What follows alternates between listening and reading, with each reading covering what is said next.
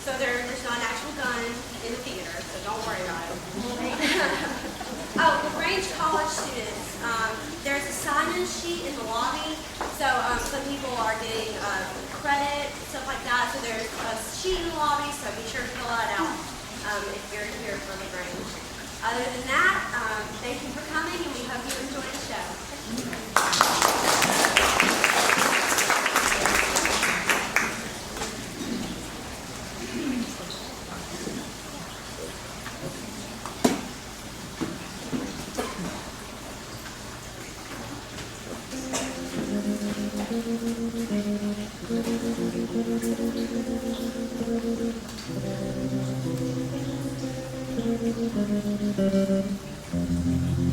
I was 5 and he was 6. We rode on horses made of sticks. He wore black and I wore white. He would always win the fight. Bang, bang, he shot me down. Bang, bang, I hit the ground. Bang, bang, that awful sound. Bang, bang, my baby shot me down.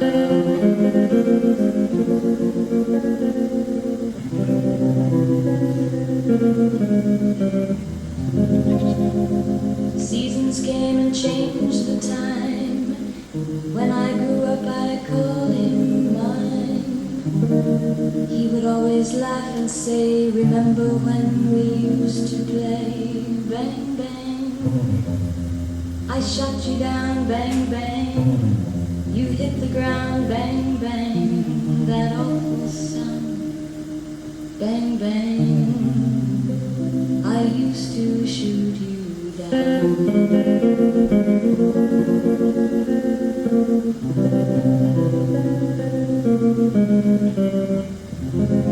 Music played and people sang. Just for me the church bells rang.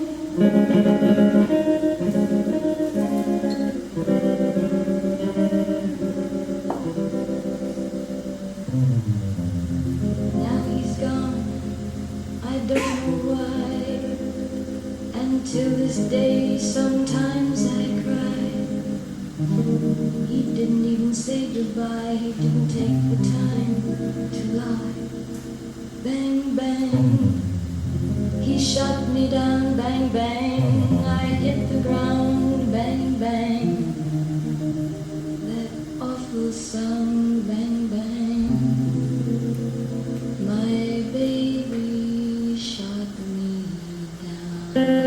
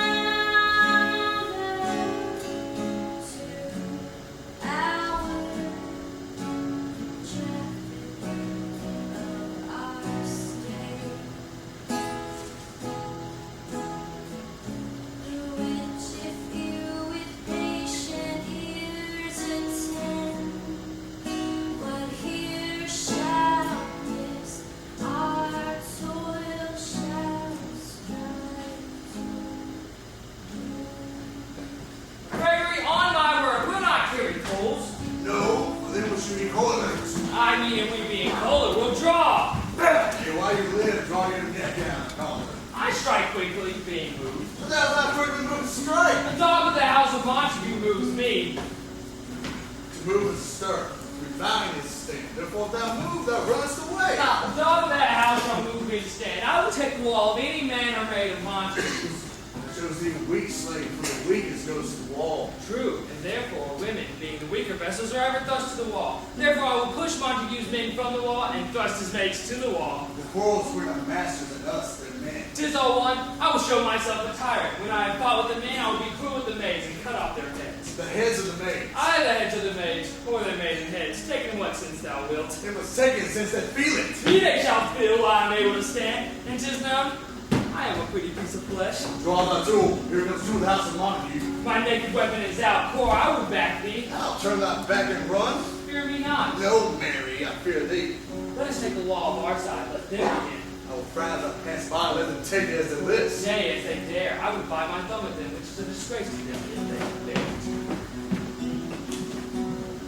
Do you bite your thumb at us, sir? I do bite my thumb, sir. Do you bite your thumb at us, sir? It's the law of our side if I say I. No. No, sir, I do not bite my thumb at you, sir. But I do bite my thumb, sir. Do you quarrel, sir? Quarrel, sir? No, sir. If you do, sir, I implore you, for I serve as great a man as you, sir. Ha! No better. Say better, here comes one of my master's kinsmen. Yes, better. Fly! Draw, you be men.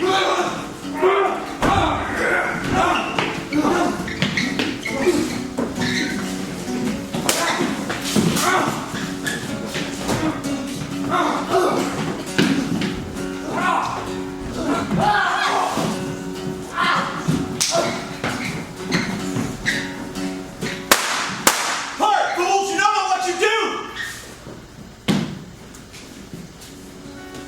What art thou, drawn among these heartless hinds? Turn even boldly to look upon thy dead. I do to keep the peace. Peace?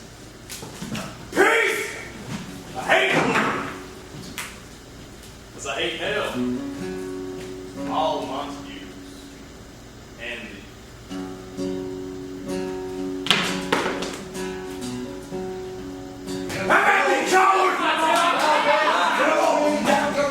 You're worthless. Come on, Tibble. Come on, Tibble. Come on, Tibble. Yeah! Come on, Ben.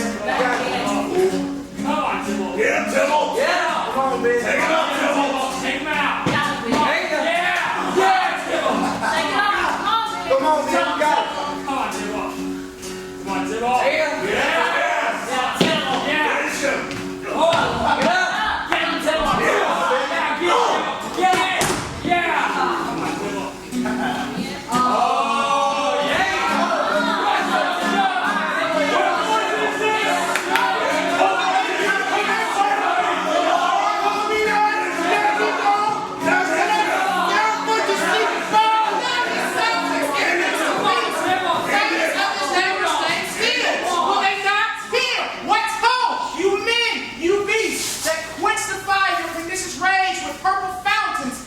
From your veins, on pain and torture from those bloody hands, throw your mistempered weapons to the ground and hear the sentence of your moved prince.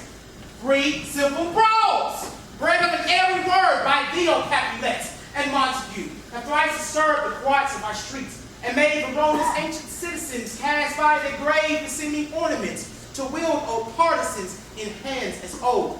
Canker with peace to part your cankered hate.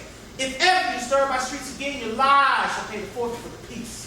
For this time I will rest apart away.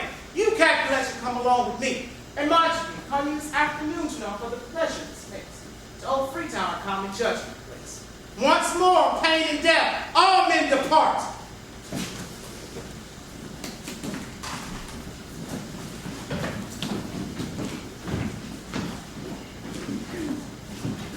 Who said this ancient world will approach?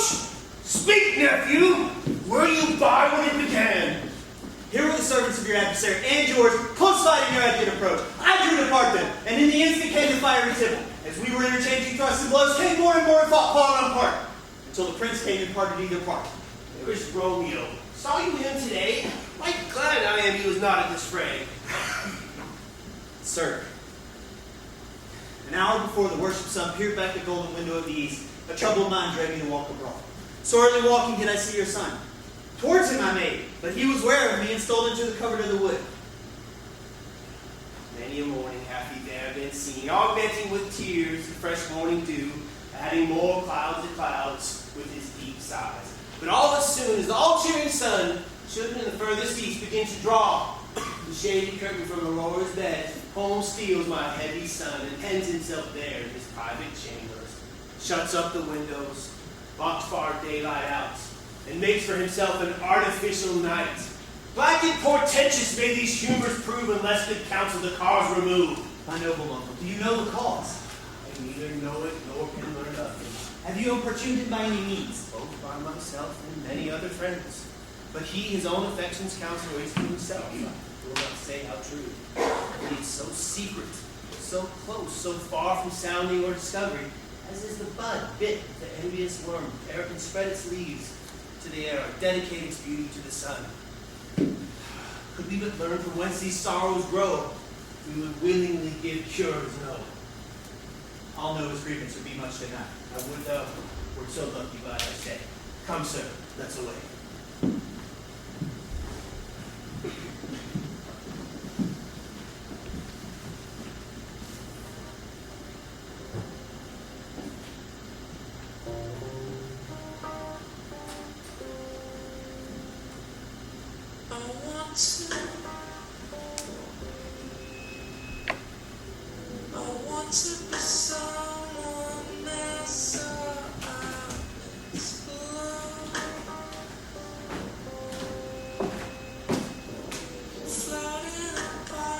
Tomorrow, cousin. They so young? When you struck 9. I mean, sad hours seem long. What sadness lengthens Romeo's hours? Not having makes them short. In love? Out. Of love. Out of her favor, I'm in love. Alas, that love, so gentle in its view, should be so rough and treacherous in proof. Alas, that love whose view is muffled still should without eyes see pathways to his will. Dost thou not laugh? No, cuz, I'd rather weep. Good heart at what? At that good heart's oppression. Why, such is love's transgression. Reason mine own by envy my breast. Love is a smoke, raised with human sighs. What is it else? Farewell, my cuz. Soft, I will go along, and if you leave me so, you do me wrong. I have lost myself. I am not here. This is not Romeo. He's some other where. But in sadness, tell me, who is it that you love? What shall I groan and tell thee? Wrong, no, but in sadness, tell me who. In sadness, cousin, I do love a woman. You so near when I suppose you love. A right good marked man. She's fair, I love. A right fair mark fair, cuz, as soon as hit. And that hit you miss. Should not be hit with Cupid's arrow. Do not say the siege of loving terms, nor ode will have the same seducing gold. She is rich in beauty, only poor. That when she dies with beauty, dies her store. Then she had sworn that she still lived chaste. She hath. Then that sparing makes huge waste. She has forsworn to love, men that vowed I live dead that live to tell it now. Then, be ruled by me. Forget to think of her. Teach me how I should forget to think. By giving liberty unto thine eyes, examine other beauties. Is the way to call hers exquisite? He that is struck with blind cannot forget the precious treasure of his eyesight lost. Farewell. Thou canst teach me to forget. I'll pay that doctor or else die in debt.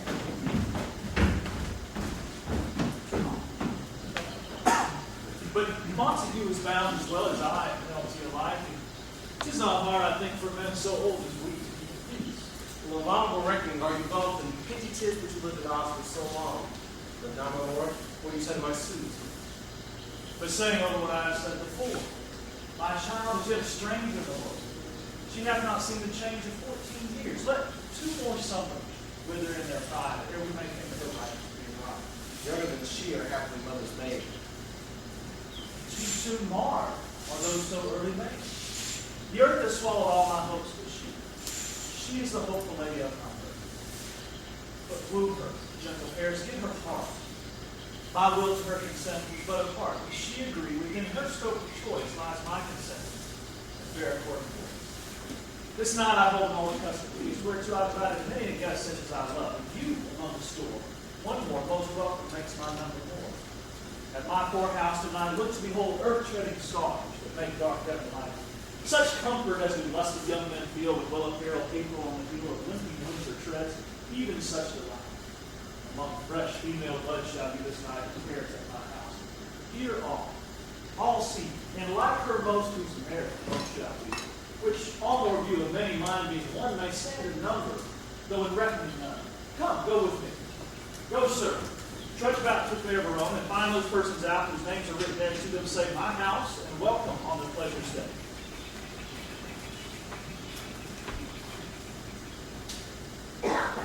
Find them out whose names are written here. It's written the shoemaker's from out of his yard, and the tailor of his left, and the fisher of his pencils, and the painter of his nets. But I'm sent to find those persons whose names are here writ. I can never find what names the writing person has here writ. I must have learned. In good time. Tut, man. One fire burns out another's burning. One pain is lessened by another's anguish. Turn giddy and be halt by backward turning. One desperate grief cures another's life. Take thou some new infection to thine eye, and the rank poison of the old will die. Your plantain leaf is excellent for that. For what, I pray thee? Or your broken chin. No, I'm not mad. Not mad, but bound more than a madman is. Shut up in prison, kept without my food, whipped and tormented. Good afternoon, good fellow. Good afternoon. I pray, sir, can you read? I mine own fortune in my misery. Perhaps I have learned it off the book, but I pray you read anything you've seen. If I know the letters of the language. Easy, honestly. Rescue Mary. Stay, fellow, I can read. Signor Martino and his wife and daughters, Counting Salme and his beauteous sisters, the lady widow of Vitravio, Signor Placentio, and his lovely nieces, Mercutio and his brother Valentine, my uncle Capulet, his wife, my daughters, my fair niece Rosalind, Livia, Signor Valentio, and his cousin Tybalt, Lucio and the lively Helena. A fair assembly, to whither should they come? Whither? Supper to our house. Whose house? My master's. Indeed, I should have asked you that before. Now I'll tell you if I'd asked you. My master's great, rich Capulet. And you be not of the house of Montagues. I pray, come and fetch a cup of wine. Let's be married. At this same ancient feast of Capulets, sups the fair Rosaline, whom thou so lovest, with all the admired beauties of Verona. Come, and with unattainted eye, compare her face to some that I will show, and I'll make thee think us one grown. Unfairer than my love. The all-seeing sun never saw her match since first the world begun. Tut, man, you saw her face, no one else being by. Herself, poised against herself in either eye. But you let crystal scales let there be weighed, your lady's love against some other man, that I will show you shining at this feast. She shall not show well, but now shows best. I'll go along, no such sight to be shown, but to rejoice in splendor of mine own.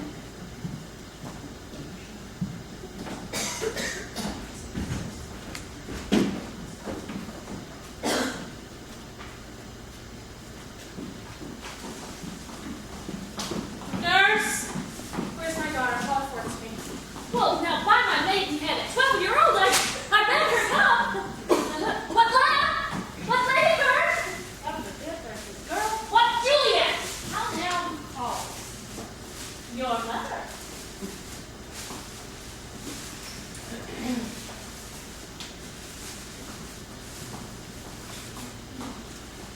Madam, I'm here. What's your will? This is the matter. Nurse, give us leave a while. We must talk in secret.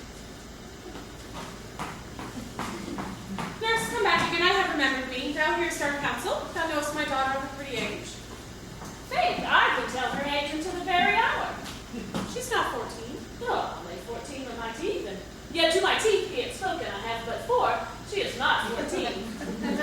How long is it to Lammas time? A fortnight and odd days. Well, even or odd of all the days in the year, come Lammas Eve at night shall she be 14. Susan and she, God rest our Christian souls, were of an age. Well, Susan is with God now. She was too good for me. But as I said, come Lammas Eve at night shall she be 14. I remember it well. 'Tis since the earthquake now, 11 years, and she was weaned. I never shall forget it. Sitting in the sun, under the dove house wall, my Lord and you were there at Mantua. And since that time it is 11 years. For even then she could stand alone. Nay, by the roots she could run and waddled all about. For even the day before, she fell and broke her brow. And then my husband, God bless his soul, was a married man, took up the child. Yea, quoth he, dost thou fall upon my face? Thou wilt fall backward when thou hast come of age. Wilt thou not, Jules? And by my holy dame, the pretty wretch left crying and said,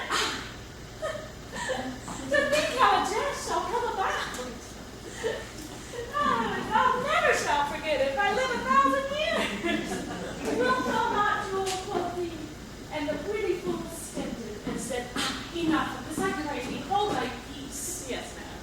Yet I cannot choose but laugh. To think it should leave crying and say, I, and before I marked, it had a bump on its head as big as a young cockerel stump, a parlous knot, and it cried bitterly. Yea, quoth my husband, dost thou fall upon thy face? Thou wilt fall backward when thou hast more wit, wilt thou not do? It stinted and said, I. And stand thou too, I pray thee, nurse Sarah. Peace I have done. God mark thee to his good. Thou wast the prettiest babe that e'er I nursed. If I should live to see thee marry once, then I shall have my wish. Marry, that marry be the very theme I came to talk of. Tell me, daughter Juliet, how stands that disposition to be married? It is an honor that I dream not of. Oh, an honor. Well, were not I thine only nurse, I'd swear that took thy wisdom from thy teat. Well, think of marriage now. Younger than you, here in Verona, ladies of esteem are made already mothers. By my account, I was your mother much upon these years that you are still a maid. Thus then I'll be brief. The valiant County Paris seeks you for his love. Oh, man, young lady, oh, it's such a man as all the world. Why, he's a man of wax. Verona's summer haven't made such a flower. Oh, he's a flower, a very flower. So what say you? Can you like Paris's love? This night you shall behold him at our feast. Read over the volume of young Paris's face and find delight with there with beauty's pen. Examine every married lineament and see how one another lends content. And what if stored in that fair volume lies, when written there right in the margins of his eyes. For this precious book of love, this unbound lover, to beautify him only lacks a cover. 'Tis much pride by having him, making yourself no less. No less, nay, bigger. Women grow by men. Speak briefly. Can you like Paris's love? I'll look to like it looking like you move, but I'll no more deep and dark my eyes, and this instinct gives strength to make it fly. Madam, the guest that comes of us with the you qualify of what you asked for, the nurse curse in the pantry, and everything in a chair. And this has to wait, I beseech you, follow straight. You follow me. Juliet! The Countess stays. Go, girl. Seek happy nights, happy days.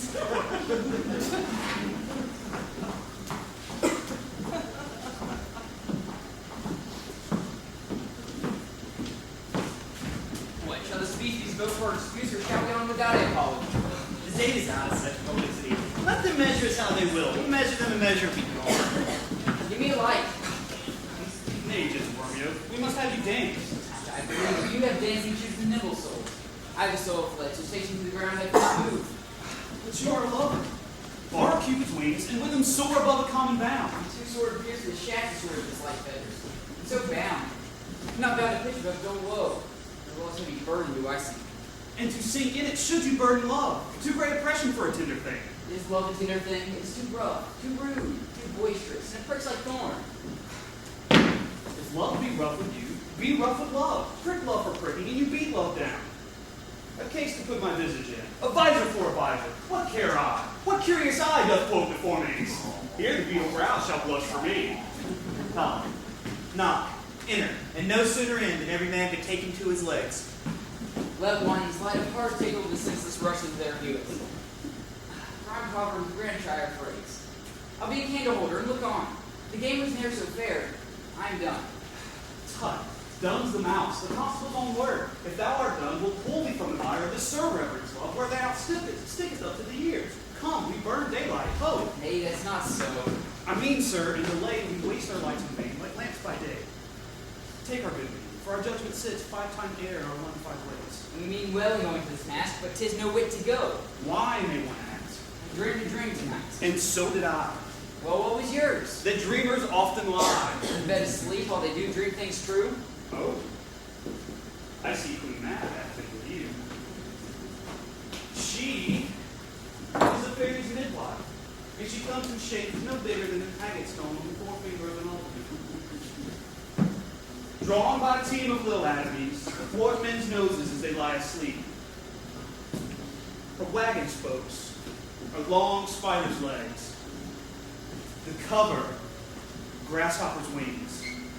The collars, moonshine's watery beams. The traces, small as spider's web. Her whip of cricket's bone, and the lash of film. Her wagoner, a small gray-coated gnat, not so big as a round little worm, pricked on the lazy finger of an ape. Her chariot is an empty hazelnut made by the joiner squirrel or old grub, time out of mind the various coachmakers.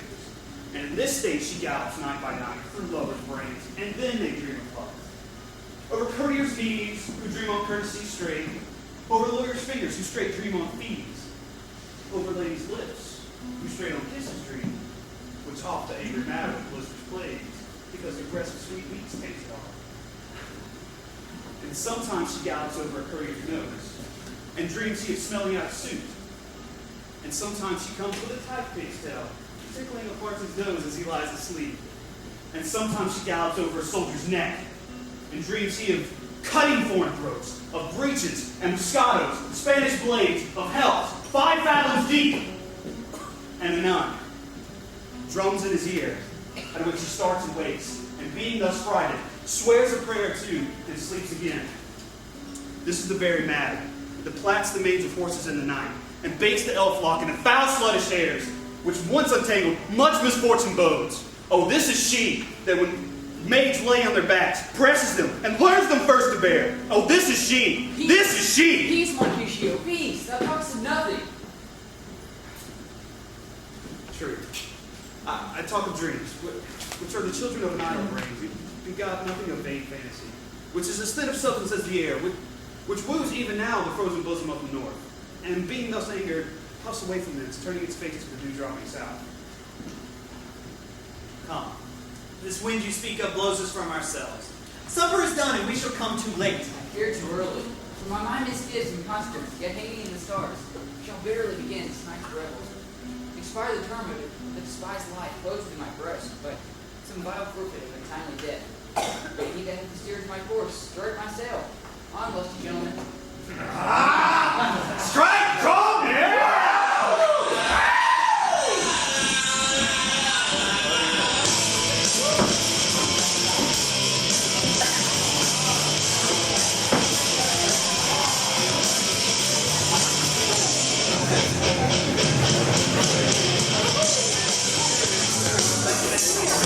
Welcome, gentlemen.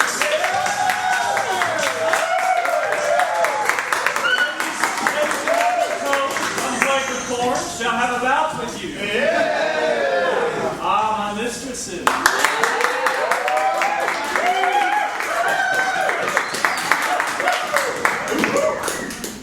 Which of you all will now tonight to dance? She that's dainty. She, I'll swear, hath corns in my country. Welcome, gentlemen. I have seen the day when I have worn a visor and can tell a whispering tale in a fair lady's ear, such as would please. 'Tis gone, 'tis gone, 'tis gone. You are welcome, gentlemen. Come, musicians, play. A hall, a hall.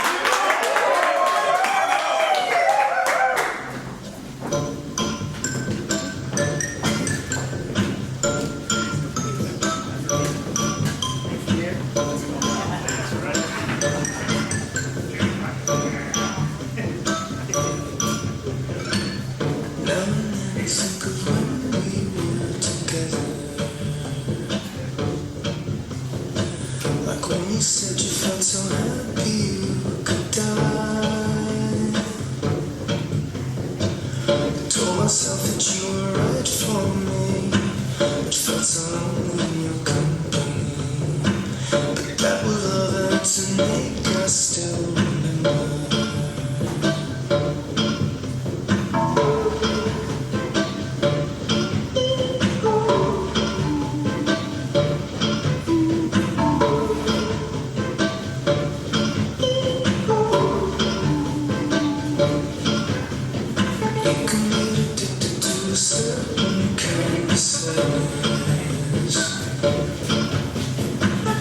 Resignation to the end, always the end. So when we found we could not make sense, well, you said that we would still be friends. But I'll admit that I was glad it was over. She didn't have to cut me off, make it like it never happened, though we were nothing. I don't even need your love, but you treat me like a stranger, and I feel so rough. No, you didn't have to stoop so low. Now your friends collect your records and they change your number. Guess that I don't need that door. Now you're just somebody that I used to know. Now you're just somebody that I used to know. Now you're just somebody that I used to know.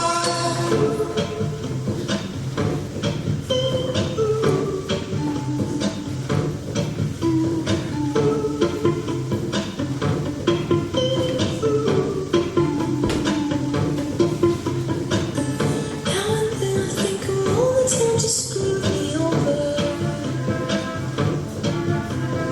but it made believing it was always something that I'd done. But I don't wanna live that way. Reading into every word you say. You said that you could let it go, and I wouldn't catch you hung up on somebody that you used to know. If I profane to thee, mine worthiest hand, this holy shrine, the gentle fine is this. My lips, two blushing pilgrims, ready stand to smooth that rough touch with a tender kiss. Good pilgrim, you do wrong your hand too much, which mannerly devotion shows the most.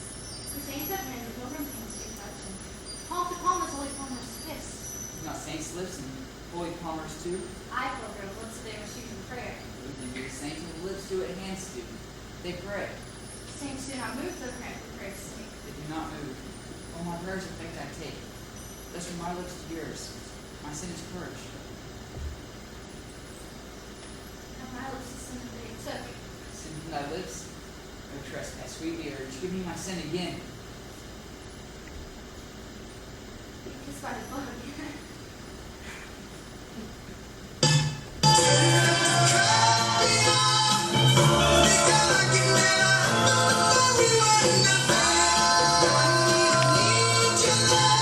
Treat me like a stranger, and I feel so rough. Stop so long. Now your friends collect your records and they change your number. Guess that I don't need that door. Now you're just somebody that I used to know. Somebody I used to know. Somebody that I used to know. Somebody I used to know. Somebody that I used to know. I used to know. That I used to know. I used to know somebody.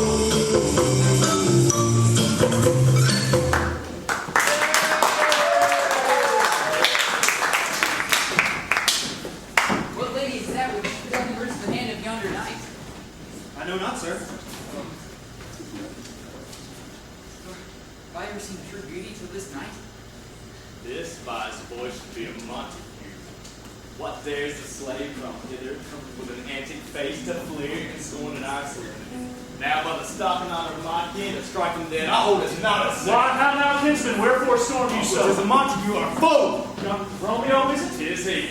Content thee, gentle cubs, let him alone. For Lord brags him to be a virtuous and well-governed youth. I would not for the wealth of all the town here in my house do him disparage him. Therefore be patient. Take no note of him, as my will, the which if thou respect, show a fair presence and put off these frowns, and he'll be singing semblance for a feast. If this was such a villain as a guest, I would not endure him! He shall be endured. Am I the master here, or you ghost? You'll not endure him. God shall name my soul. You'll make a mutiny among my guests. Uncle, 'tis a shame. Go to. You are a saucy boys, and so is he. This trick may chance to scathe you, I don't know what. You must contrary me. Be quiet, or I'll make you quiet. Cheerly, my hearts, cheerly. Patience before the willful color meeting makes my flesh tremble at their different breed. I will withdraw, but this intrusion shall now see me sweet, convert to bitter gall! Madam, came so where? What is her mother? Married that, for her mother is the lady of the house, and a good lady, and a courteous and a kind. I nursed her daughter that you talked with all. I'll tell you, he that shall lay hold of her shall have the keys. Is she Capulet? Oh dear Count, my wife is my foe's debt. Come, be gone. Sport is at its best. So I fear. The more is my rest. Nay, gentlemen, prepare not to be gone. We have a trifling, foolish banquet to board. Is it even so? Why then I thank you. Good night. Come hither, nurse. What is yon gentleman? I know not. Go ask his name. If he be married, my grave would like to be my wedding bed.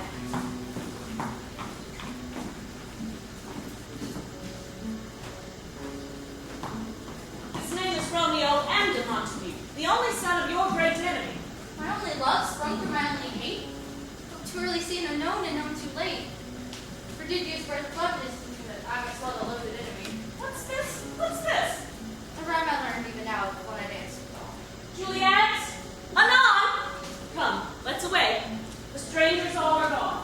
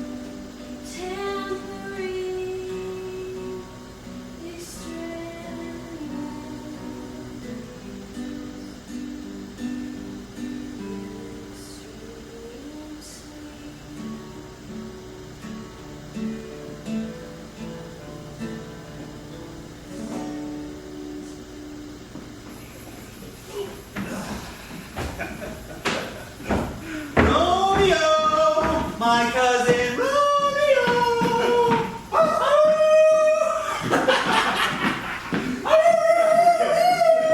He is wise, and on my life hath stolen him home to bed. He ran this way and leaped the orchard wall. Call, good Mercutio. Nay, and I'll conjure too. Romeo! Humors! Passion! Madman! Lover! Appear thou in the likeness of a sigh. Speak but one word and I am satisfied. Cry out, I, me. Pronounce but love and dove. Speak one fair word to my gossip Venus. One nickname to her purblind son and heir. Young Adam Cupid, he that shot so trim, when King Cophetua loved the beggar maid.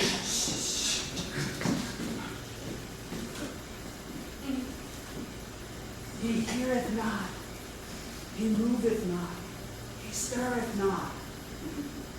The ape is dead, and I must conjure him. I conjure thee by Rosalind's bright eyes, by her high forehead, her scarlet lip, her fine foot, straight leg, quivering thigh, and the domains that there adjacent lie.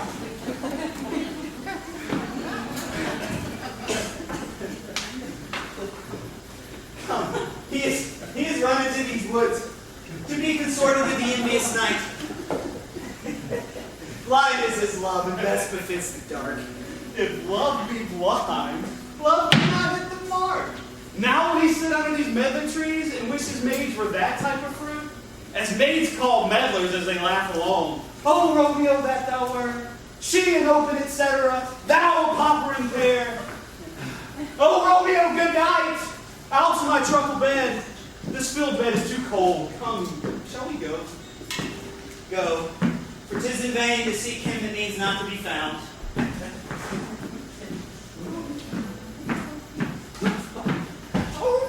Hey!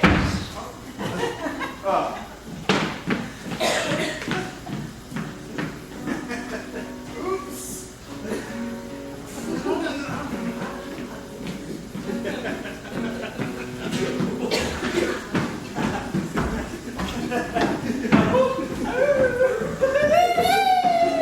Chasing stars that never felt the moon.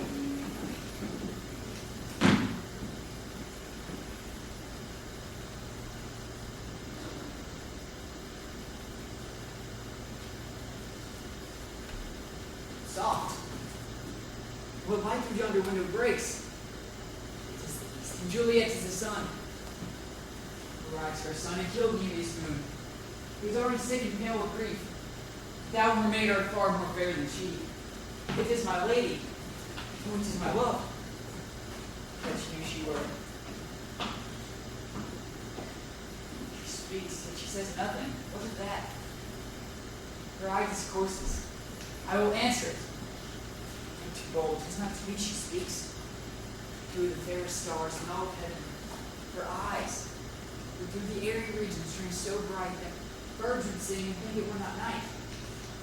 So she leans her cheek upon her hand, or that thou art a glove upon that cheek. I might touch that hand. I mean, She speaks, so speak again, bright angel. For thou art as glorious this night as the winged messenger of heaven. oh Romeo, Romeo, wherefore art thou Romeo? Deny thy father, and refuse thy name, or thou wilt not. You but sworn thy love, and I will no longer be a captive. Shall I speak of this? Tis but thy name that is my enemy, thou art thyself, though not Montague. What's Montague? It is nor hand, nor foot, nor arm, nor face, nor any other part belonging to a man. He's some other name.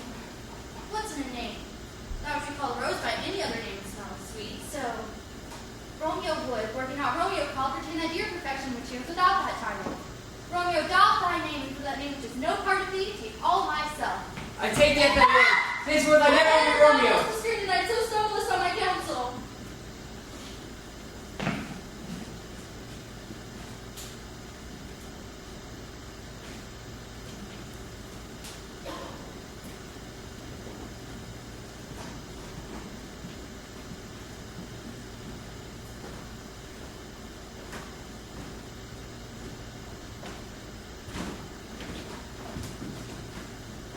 By name.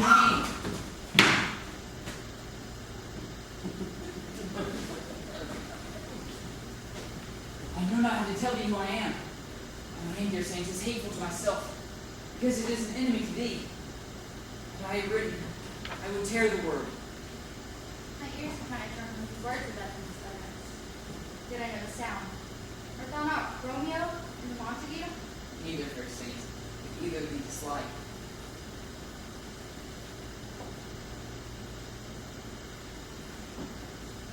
Oh, how camest thou hither? Tell me, and wherefore the orchard walls are high, and I can climb with a place death, considering who thou art, and any of my kinsmen find me here.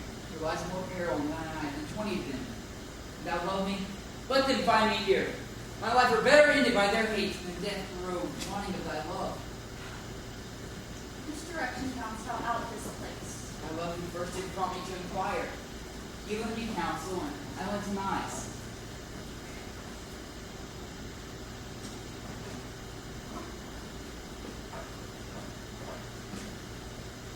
Thou knowest the mask of night is on my face. Else would it made me blush to paint my cheek for that which thou hast heard me speak tonight. Dost thou love me? I know thou wilt say I. I will take thy word, yet if thou swearest thou mayst prove false. A lover's perjuries, they say, Job laughs. But gentle Romeo, if thou dost love, pronounce it faithfully. Or if thou thinkst I'm too quickly won, I'll frown and be perverse and say thee nay, so thou wilt woo, but else not for the world. In truth, fair Montague, I am too fond, and therefore thou mayst think my hater light. But trust me, gentlemen, I'll prove more true than those that have more cunning to be strange. I should have been more strange, I must confess, but that thou overheardst ere I swear my true love's passion. Therefore pardon me, not to be the shield of the light love which the dark night has so discovered. Lady, by yonder blessed moon, I swear. Swear not by the moon, the constant moon that monthly changes in our circled orb. Blessed thy love prove likewise fair. What shall I swear by? Do not swear at all. Or, if thou wilt, swear by thy gracious self, which is the God of my idolatry. I'll believe thee. With my heart's dear love. Oh, do not swear. Although I join thee, I have no joy of this contract. It's too rash, too unadvised, too sudden. Too like the lightning which doth seize the air when it say it lightens. Speak good night. Sweat of love by summer's ripening breath, and prove the beauteous flower in this room. Good night. Good night. As sweet repose and rest, when your life is not from no rest. Or wilt thou leave me so unsatisfied? What satisfaction canst thou have tonight? The exchange of that was faithful vow for mine. I gave thee mine for love that's requested. Yet, I would have granted it again. Didst thou withdraw it? For what purpose, love? But to be frank and give it thee again. I wish but for the thing I have. My bounty is as boundless as the sea. My love is deep. The more I give to thee, the more I have, for both are infinite. Nada! There's some noise within. Dear love, adieu. And on, good nurse. Do not give me true. Stay for a little. I'll come again. Blessed night. I'm afeard being at night all this is but a dream. Too flattering sweet to be substantial. Good words, dear Romeo, and good night indeed. If that thy bent of love be honorable, thy purpose marriage, send me word tomorrow about when I'll prepare to come to thee, where and time I will perform the rite. And all my persons, the fact that I'll lay and follow thee, my lord, throughout the world. Nada! I come anon. If thou meanest not well, I do beseech thee. Nada! By and by I come. To cease thy suit and leave me to my grief. Tomorrow will I send. So drive my soul. 1,000 times good night. 1,000 times the worse. This love goes from love as schoolboys from their books. But love from love towards school with heavy looks. Romeo! Romeo! My dear, What o'clock tomorrow shall I send to thee? at the hour of 9. I will not fail. Just 20 years till then. I forgot why I didn't call you back. Let me stand here till I remember it. Well, I shall forget to have you still stand there, remembering how I love thy company. And I'll still stay. To have thee still forget. Forgetting any other home but this. It's almost morning. I would not be gone yet. No further than a wanton bird looks at envelope in her hand. Like a poor prisoner in his twisted guise. And the silk thread plucks it back again. So loving jealous of his liberty. Would I were thy bird? Sweet, so would I. Yet I should kill thee with much cherishing. Good night. Parting such sweet sorrow that I shall say good night till in the morrow. Sleep well upon thine eyes, peace in thy breast. Would I were sleeping in peace so sweet to rest.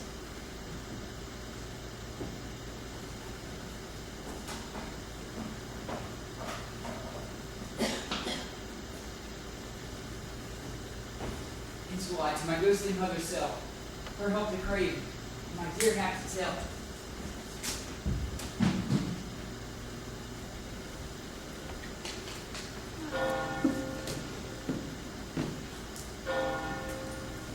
The gray-eyed morn smiles on the frowning night, checkering the eastern clouds with streaks of Good light. morning, mother.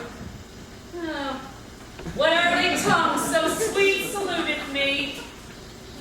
Young son, it argues a distempered head so soon to bid good morrow to thy bed. Therefore thy earliness doth me assure thou art aroused by some distemper temperature. Or if not so, then here I hit it right. Our Romeo hath not been in bed tonight. Lass is true, the sweeter rest is mine. Oh, God pardon sin. Was thou with Rosalind? Rosalind, my ghostly mother, no. I forgot that name, and that name's Woe. Oh, that's my dear son.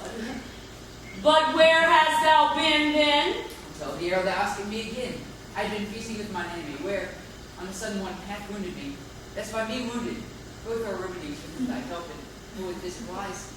I bear no hatred, blessed woman, for lo, my intercession likewise stays my foe. Be plain, good son, and homely in thy drift. Riddling confession finds but riddling shrift. And plainly know my heart's dear love is set on a fair daughter of rich Capulet. It's mine on her, so hers is set on mine. And all combined, save what thou must combine by holy marriage. When and where and how we met, we wooed and make exchange of vows. I'll tell thee as we pass, but this I pray, that thou consent to marry us today. Holy Saint Francis! What a change is here! Is Rosalind, whom thou didst love so dear, so soon forsaken? Young men's love then truly lies, not in their hearts, but in their eyes. Jesu Maria! What a deal of brine had washed thy sallow cheeks for Rosalind!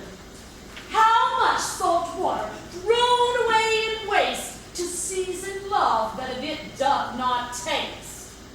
The sun, not yet thy sighs from heaven clears. Thy old groans ring yet in my ancient ears. Look, here upon thy cheek a stain doth sit of an old tear that's not washed off yet.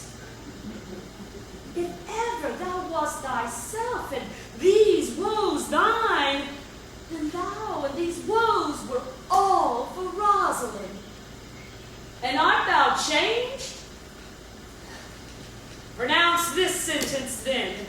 Women may fall where there's no strength in men. Chides me off for loving Rosalind. For loving, not for doting, pupil mine. Makes me very love. Very. Not in a grave, to lay one in, another out to have. Pray thee, chide not. For she whom I love now doth grace for grace and love for love allow. The other did not so. No, she knew quite well thy love did read by rote and could not spell.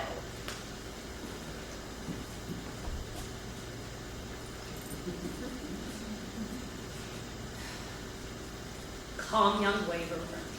Come, go with me. In one respect I'll thy assistant be. This alliance may so happy prove to turn your household's rancor to pure love. Let us hence I say not in sudden haste. Wisely and slow, they stumble that run fast.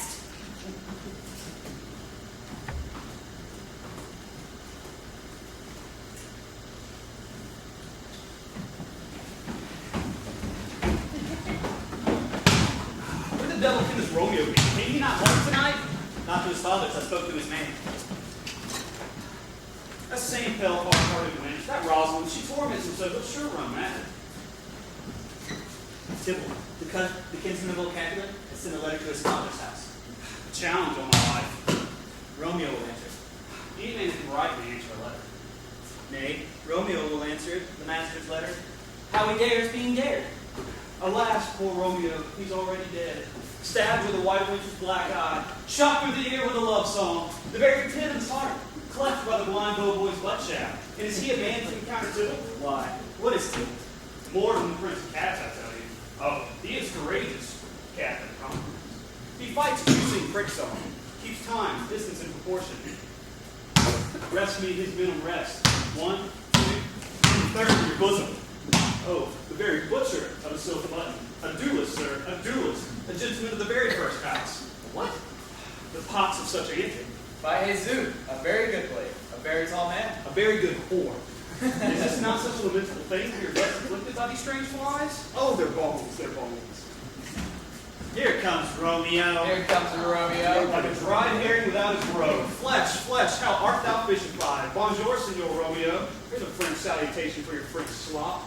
You gave us the counterfeit fairly last night. Tomorrow to you folks. What counterfeit did I give you? The slip, sir, the slip. Can you not conceive? Mercutio, my business was great. In such cases mine, I meant a stern courtesy. That's as much to say. Such a case as yours constrains a man to bow in the hand. Meaning courtesy. That's most kindly hit. Most courteous imposition. Nay, I'm the very peak of courtesy. Name your flower. Right. Why then is my bumpo flowered?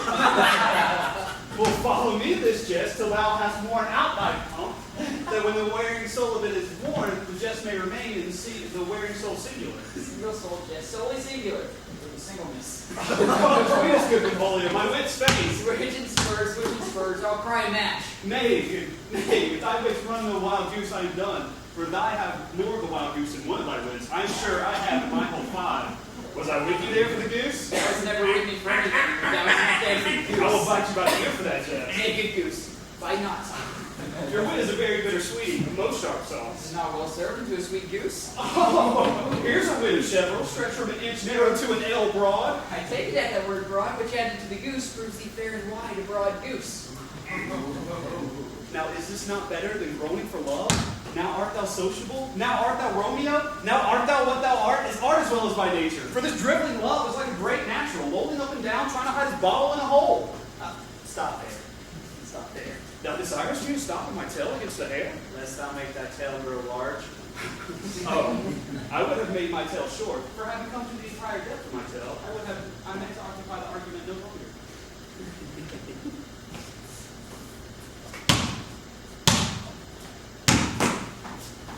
Here's goodly gear. Oh, look! A sail! A sail! 2, a shirt, and a smock. My fan. Oh, good Peter to hide her face, for her fan's the fair face.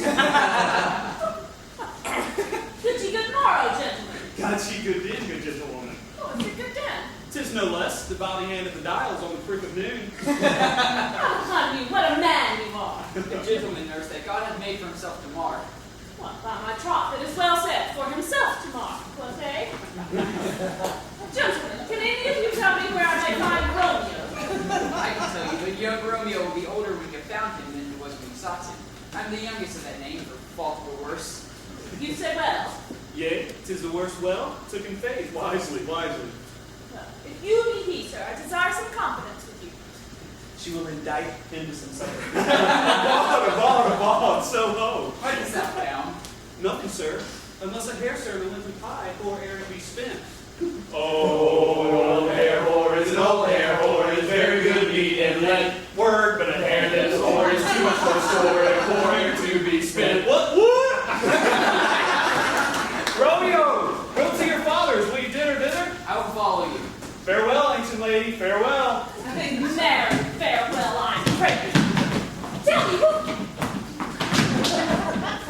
what kind of saucy merchant is this that is so full of his own rope? One gentlewoman that loves to hear himself talk. Won't speak more in a minute than he'll stand to in a month. Speak anything against me and I'll take you down. And we're lustier than he was 20 such jacks. And if I cannot, I'll find no such jack. Scurvy knave. I am none of his flirt skills. I am none of his stains, mates. And thou must stand by too and suffer every knave to use me at his pleasure. If someone may use you at his pleasure, if I had my weapon should quickly have enough, I warn you, I dare draw as soon as another man if I see occasion in the quarrel and the law on my side. Now, for God, I am so vexed that every part about me quivers. Scurvy knave. Hey, sir. However, as I said, my lady bade me inquire you well, and she bade me say I will keep to myself. But let me tell ye, if ye should lead her into a fool's paradise, as they say, would be a very gross kind of behavior, as they say.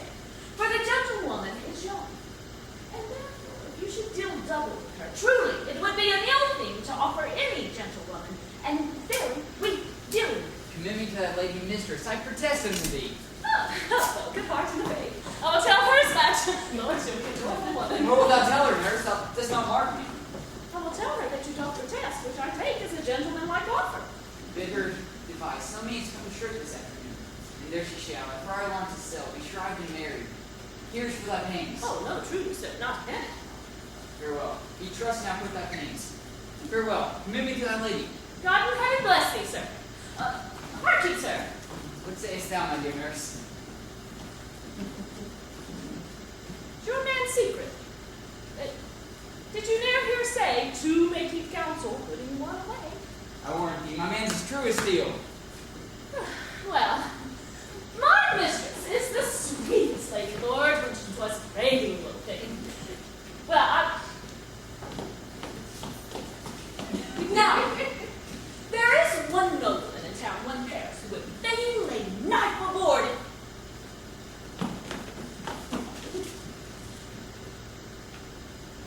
But she, gentle soul, would leave sing a toad, a very toad, see him. I anger her sometimes and tell her that Paris is the proper name. But I warrant when I do, she looks as pale as any cloud in the versal world. Doth not Rosemary and Romeo begin with a letter? Commit me to thy lady. Aye, 1,000 times, sir. Peter, take my fancy and go before and pace. The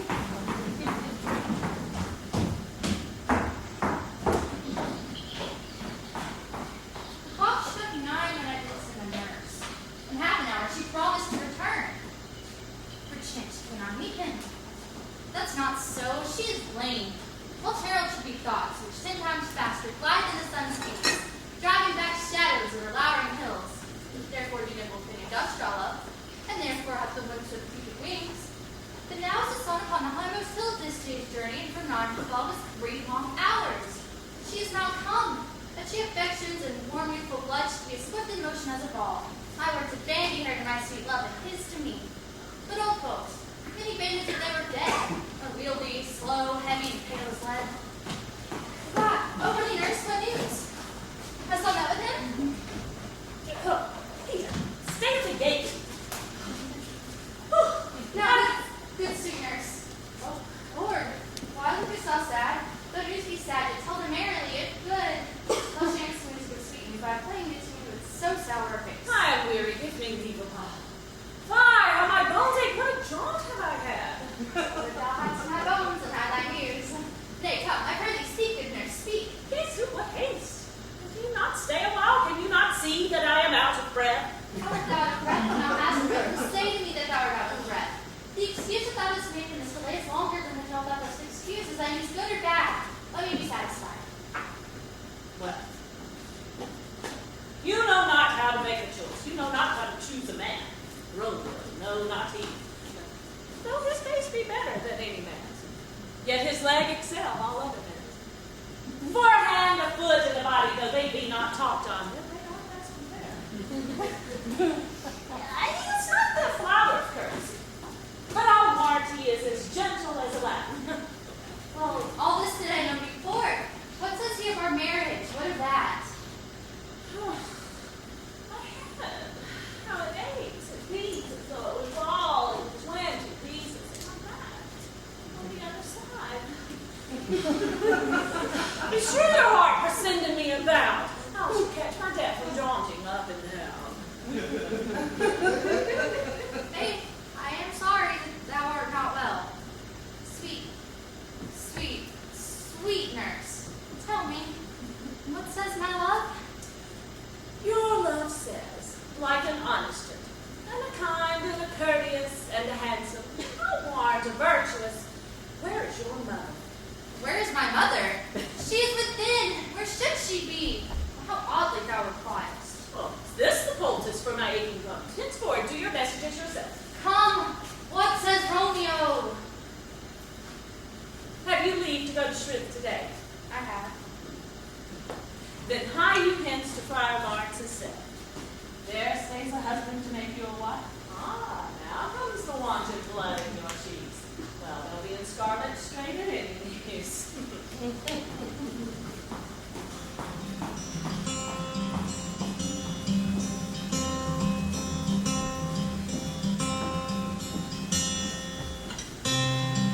Forever could never be long enough for me.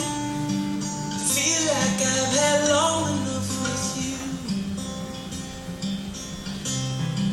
Forget the world.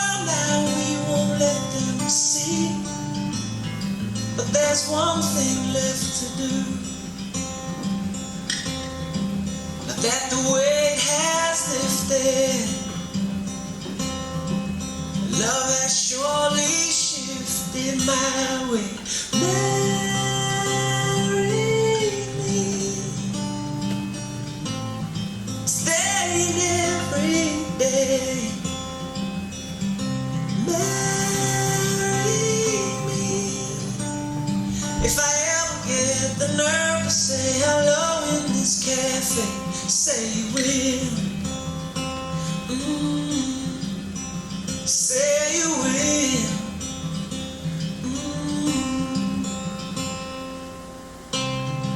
Together could never be close enough for me to feel like I am close enough to you.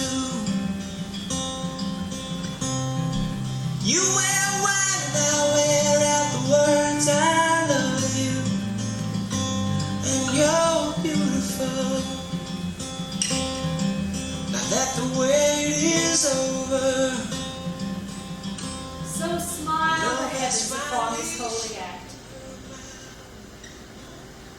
These violent delights have violent ends, and in their triumph die, like fire and powder, which as they kiss, consume. The sweetest honey is loathsome in its own deliciousness, and the taste confounds the appetite. Therefore, love moderate. Long love doth so. Too swift arrives as tardy as too slow. A lover may bestride the gossamer that idles in the wanton summer air, and yet not fall, so light is vanity. Romeo shall thank thee, daughter, for us both. Juliet, measure thy joy to heap like mine, and that thy scale be more to blazon it. Then sweeten with thy breath this neighbor air, and let the rich music's tongue unfold the imagined happiness that both receive, and either by this dear encounter.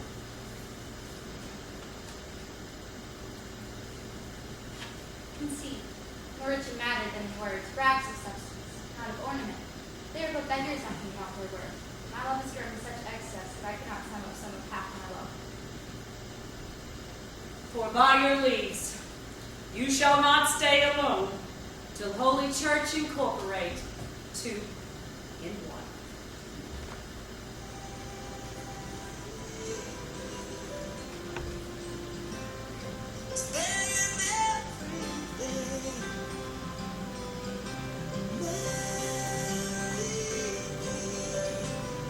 if I ever get the nerve to say hello in this cafe, say you will. Say you will. Marry me.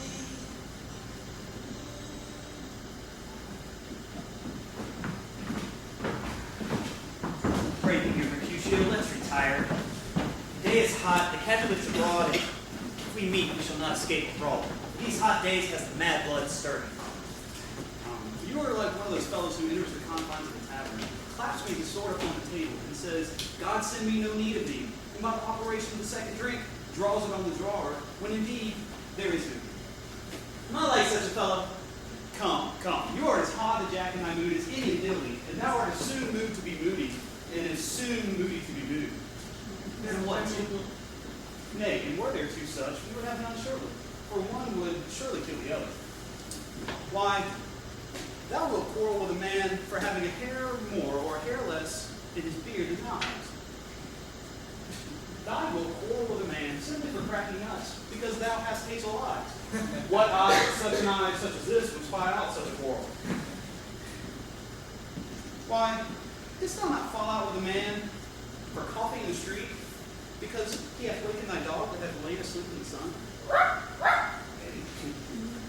And didst thou not fall out with a tailor for wearing his new doublet before Easter? And with another for tying his new shoes with gold ribbon? And yet thou wilt tutor me to quarrel. If I were as apt to quarrel as thou art, any man could buy the fee simple my life an hour in a court. Oh, the fee simple. Oh, simple. By my head, here come the Capulets. By my heel I care not. I'll make close gospel with them. Gentlemen, good day, and a word with one of you. But one word with one of us? Couple it with something. Make it a word and a blow. You shall find me acting up to that, sir. You will give me occasion. Could you not take some occasion without giving? Mercutio, that consorts with Romeo! Consort? What does thou make minstrels of us?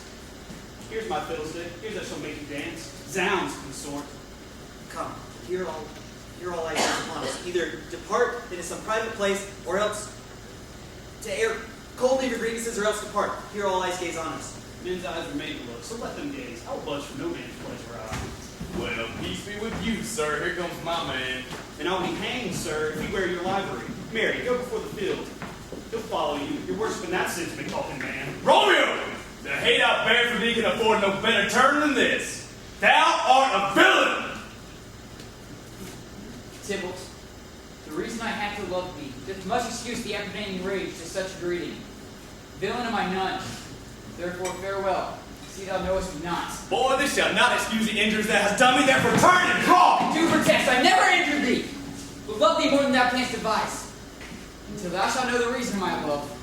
Be so good, Capulet, which name I tender as dearly as my own. Be satisfied. Calm, vile, dishonorable submission. Tybalt, you rat catcher, will you walk? What wouldst thou have of me? Nothing good, king of cats, but one of your 9 lives. Will you pluck your sword out of the pitcher by the ears? Make haste, let's mind ye about your ears, ere it be out. Come on, Tybalt. Get him, Tybalt. I'm for you. Gentle Mercutio. Come on, Tybalt. Get him, Tybalt. Hey. Come on, Tybalt. Come on, Tybalt. Finish. Take him out. Finish him off. Come on, Tybalt. Got this. Yeah. Come on. Come on. Get him, Tybalt. Come on. Yeah.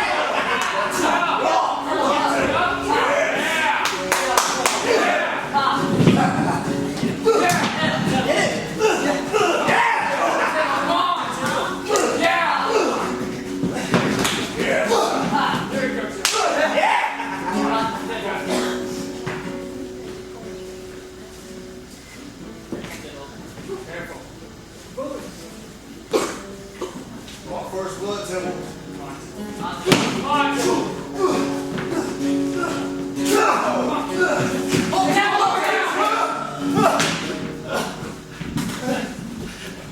What, art thou hurt? 'Tis a scratch. Mary, 'tis enough. Courage, man. The hurt cannot be much. No, but 'twill serve. Ask for me tomorrow, and you shall find me a great man. Why, the devil came in between us. I was hurt under your arm. I thought all for the best. A plague on both your houses. If any worms feed up me. A plague on both your houses. My friend has got his mortal heart on my behalf. Romeo, Ray Mercutio's dead.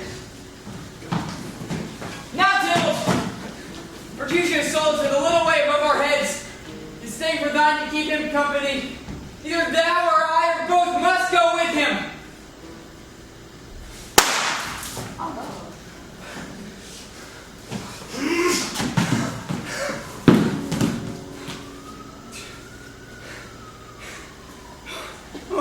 I am fortune's fool! Romeo, away, be gone. The citizens are up in Tybalt slain. The prince will do that death that thou art taken. Hence, away, go, away! Why dost thou stay? Where the vile beginners of this fray? Oh, Tybalt! Oh, my cousin! Oh, my cousin's child! Oh, the blood-slurs filled. Oh, my dear princess, thou art true that blood of ours shed blood of Montague. Benvolio, who began this bloody fray? Tybalt, here slain, whom Romeo's hand did slay. Romeo, bait with all your high displeasure. But all this uttered could not make truce with the unruly spleen of Tybalt. He tilled, with piercing steel at brave Mercutio's breast. Romeo, he cried aloud, part, friends, part. Twixt them he rushed, underneath whose arm an envious thrust from Tybalt hit the life of stout Mercutio. And then, Tybalt and Romeo, having newly entertained revenge, to it like lightning. Ere I drew to part them, the stout Tybalt slain, and he fell. This is the truth. He is kinsman to the Montagues. Affection makes him false, he speaks not true. Some 20 of them fought in this black strife, and all 20 could take but one life. I beg for justice, and Prince, thou art must give. Romeo slew Tybalt, Romeo must not live. Romeo slew him, he slew Mercutio. And now the price of his dear blood doth owe. Not Mercutio, Prince. He was Romeo's friend. His fault does but conclude with the law should end. Tybalt's life. And for that offense, he needed to exile hence. I have interest in your haste proceeding. My blood for your rude brawls does lie your bleeding. But I'll mercy you with so strong a fine that you shall all repent the loss of mine. I will be deaf to pleading excuses, nor tears, nor prayers first out uses. Therefore use them. That Romeo hits in haste, else when it's found that hour is his last. Bear Princess body in a tender wheel, mercy but murderers, hardly those that heal.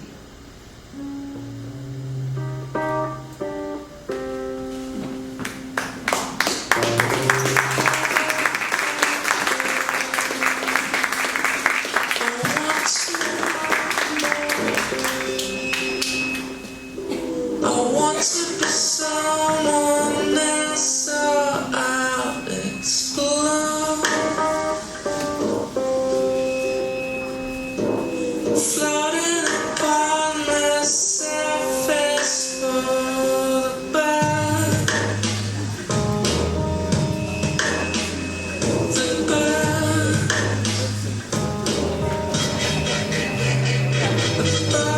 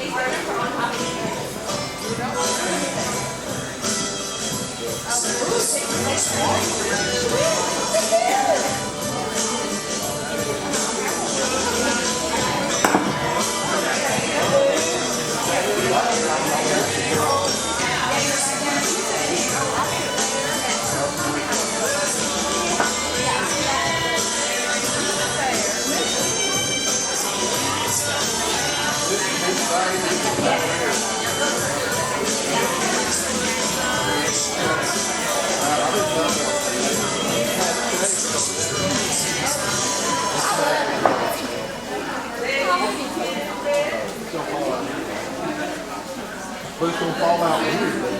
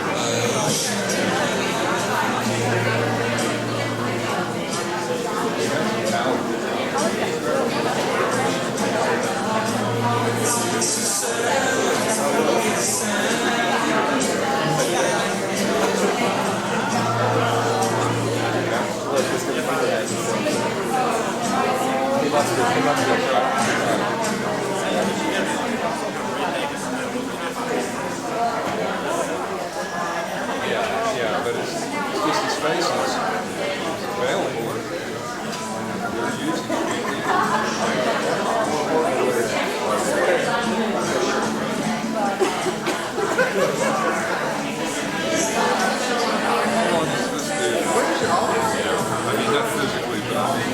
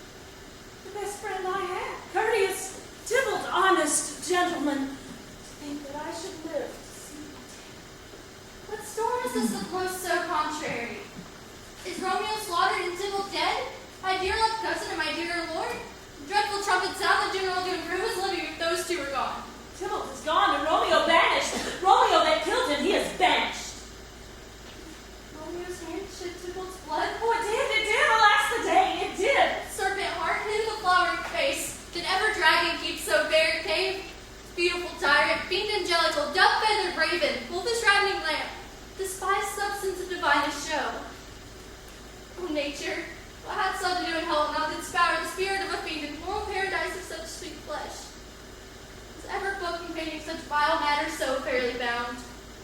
But deceit should dwell in such a gorgeous palace.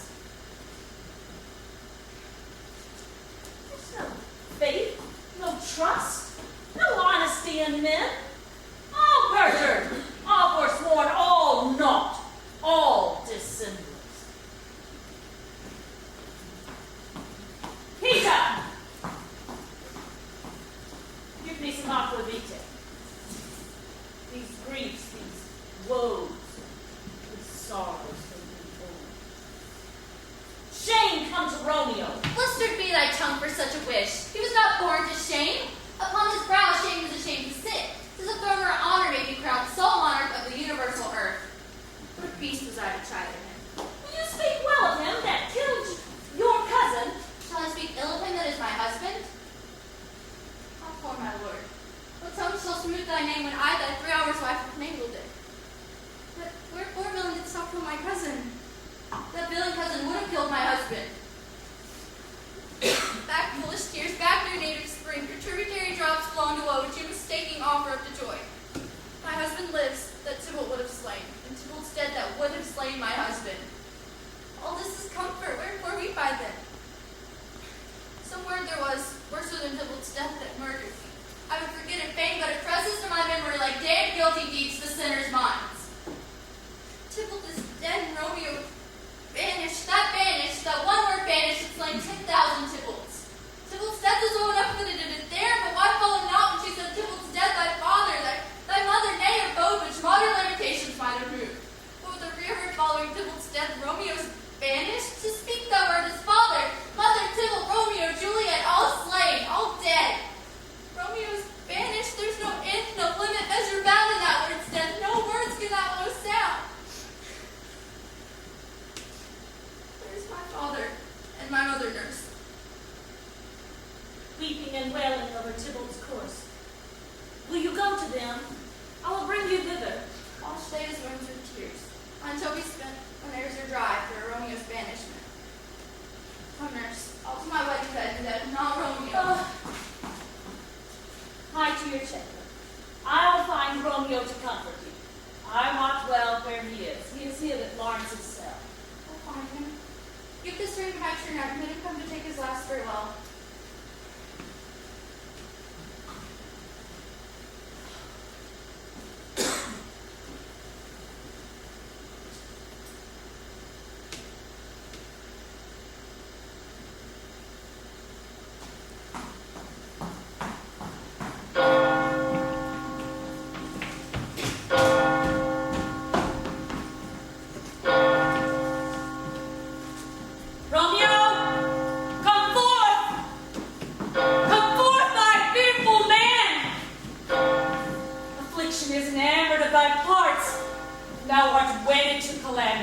What is the prince's doom? What sorrow crazy acquaintance at my hand that I yet know not? Too familiar is my dear son with such sour company.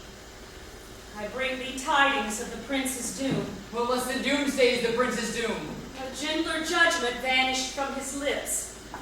Not body's death, but body's banishment. Banishment, be merciful, say death. For exile hath more terror in his look, much more than death. Do not say banishment.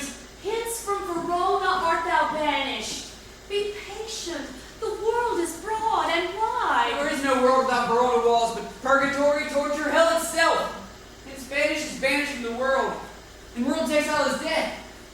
Then banished is death, mistermed. Calling death banishment, thou cuttest my head off with a golden axe and smilest upon the stroke that murders me. Oh, deadly sin. Oh, rude unthankfulness. Thy fault our law calls death. But the kind prince, taking thy part, hath rushed aside the law and turned that black word death to banishment. This is dear mercy, and thou seest it not. This torture is not mercy. Heaven is here, where Juliet lives. And every cat and dog and little mouse, every unworthy thing may live here and look on her. But Romeo may not. More validity, more honorable state, more courtshipless and carrion flies than Romeo. They may seize on the wide wonder of dear Juliet's hand, and steal immortal blessings from her lips. Who even in pure and vessel modesty still blushes, thinking their own kiss is sin? But Romeo may not. He is banished. Flies may do this, but I from this must fly. They are free men, but I am banished. And sayest thou the exile is not death? Hast thou no poison mixed, no sharp ground knife, no sudden means of death? Though ne'er so mean, but banished to kill me? Banished? Oh, friar, the damned use the word in hell. Howlings attended. How hast thou the heart, being a divine, a ghostly confessor, a sin absolver, my friend professed, to mangle me with the word banished? Thou fond madman, hear me but speak a word. could get a banishment. I'll give thee armor to keep off that word. Adversity, sweet milk, philosophy to comfort thee, though thou art banished. Get banished. Hang up philosophy, unless philosophy can make a Juliet to split the town. Reverse a prince's doom. It helps not, it prevails not. Talk no more. No. Then I see that madmen have no ears. How should they when that wise men have no eyes? Let me dispute with thee of thy estate. Canst not speak of that thou dost not feel. For thou as young as I, Juliet thy love, an hour but married and Tybalt murdered, doting like me and like me banished. Then mightst thou speak.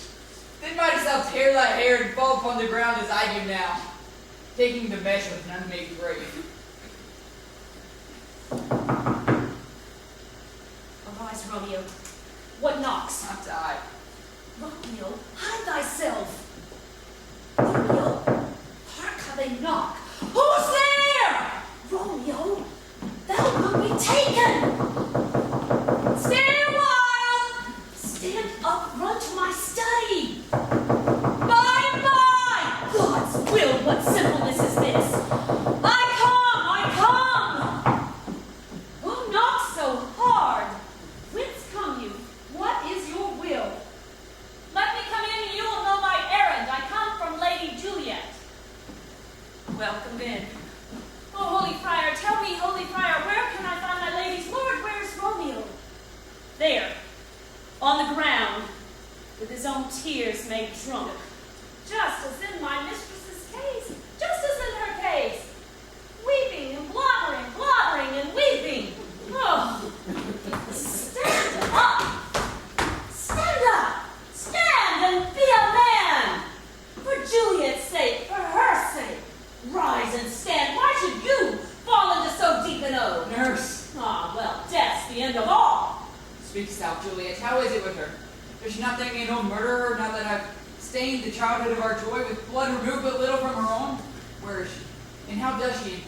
What says my concealed lady to our cancelled love? She says nothing, but weeps and falls on her bed, and then starts up again, and then on Tybalt cries, and then on Romeo cries, and then down falls again.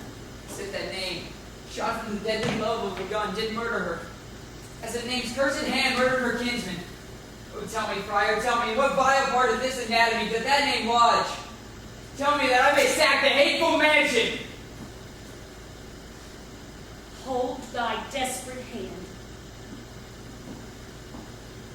Art thou a man? Thy form cries out thou art. Thy tears are womanish. Thy wild acts denote the unreasonable fury of a beast.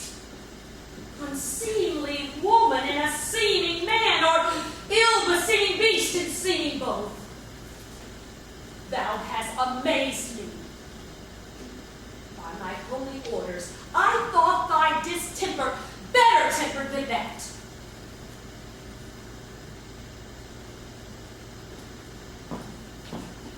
Hast thou slain Tybalt? Wilt thou slay thyself, and stay thy lady too, whose dear love lives in thee, by doing damned hate upon thyself? Why railest thou on thy birth, the heaven and the earth, since birth and heaven and earth, all three do live in thee at once, and thou at once would lose? Fie! Fie! Thou shamest thy shape, thy love, thy wit. Like a usurer, aboundest in all, and uses none in that true use indeed, which should bedeck thy shape, thy love, thy wit. A noble shape is but a form of wax, digressing from the valor of a man. Thy dear love, sworn, but hollow perjury, killing that love that thou hast vowed to cherish. Thy wit, that ornament to shape and love, misshapen in the conduct of them both. Like powder in a skipless soldier's flask, is set afire by thine own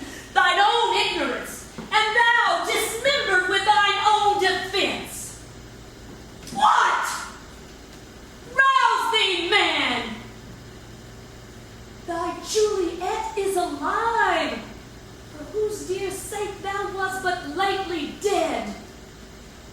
There art thou happy. Tybalt would slay thee, but thou slewest Tybalt. There art thou happy too. The law that threatened death becomes thy friend and turns it to exile, and there art thou happy. A pack of blessings lights up upon thy back.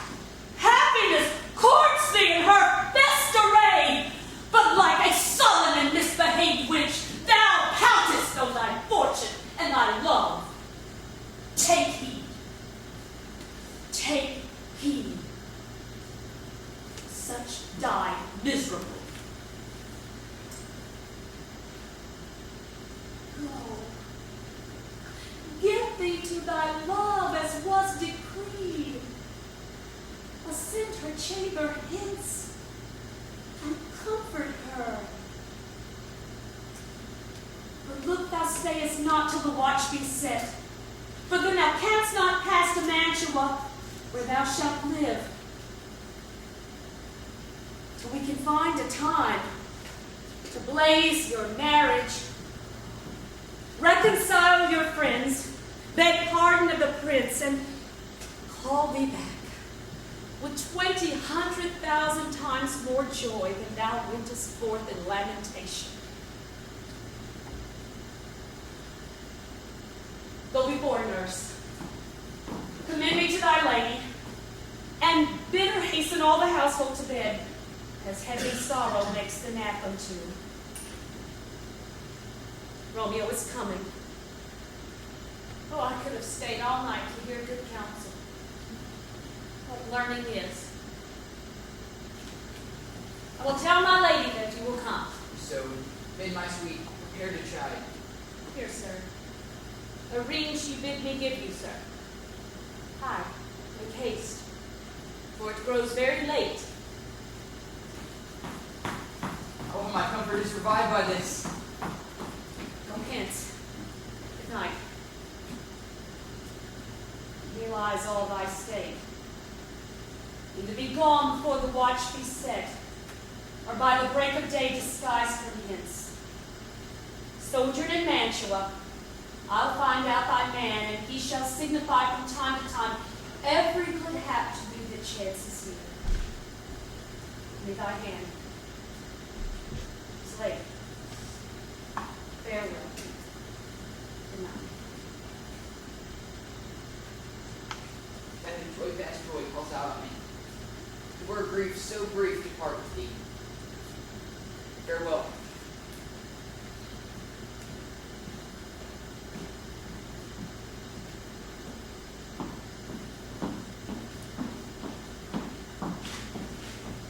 Things have fallen out, sir, so unluckily that we have had no time to move our daughter. Look, she loved her kinsman Tybalt dear, and so did I. Well, we were born to die. It is very late. She'll not come down tonight. I promise you, but for your company, I would have been in bed an hour ago. These times of war afford no time to lose. Madam, commend me to your daughter. I will. I know her well tomorrow. Tonight she's lead up to her age. Sir Ferris, I will make a desperate tender of my child. I do believe she will be ruled in all respects by me.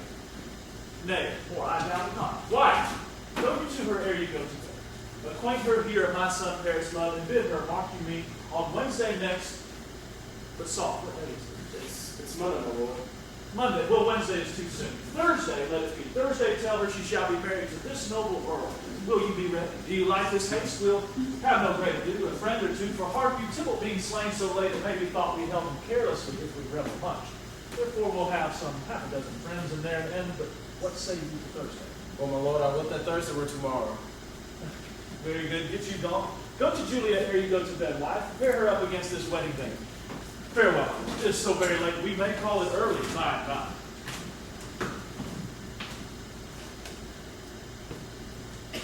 I'll be gone. It's nigh of day. It was the nightingale, not the lark that first beautiful hollow of thine ear. Nightly she sings on yon pomegranate tree. Believe me, love, it was the nightingale. It's the lark, the herald of the morn. No nightingale, look, beloved.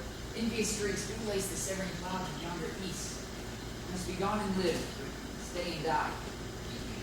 Yon light is not daylight. I know it. It's some meteor that the sun exhales to be the deepest night of torchbearer, and light the unholy Mantua. Therefore, stay yet, thou needst not be gone. Let me be taken. Let me be put to death. I am content that thou will have it so. I say yon praise, not the morning's eye. 'Tis but the pale reflex of Cynthia's brow.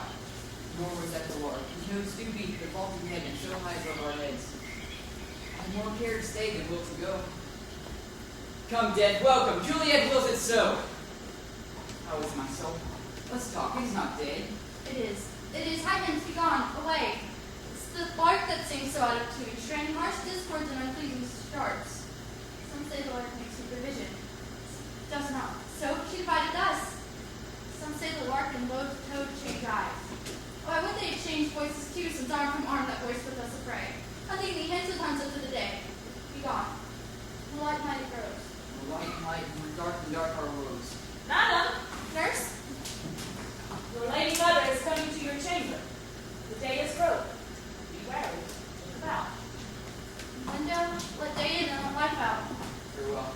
Farewell. One kiss not sins. Thou gone so?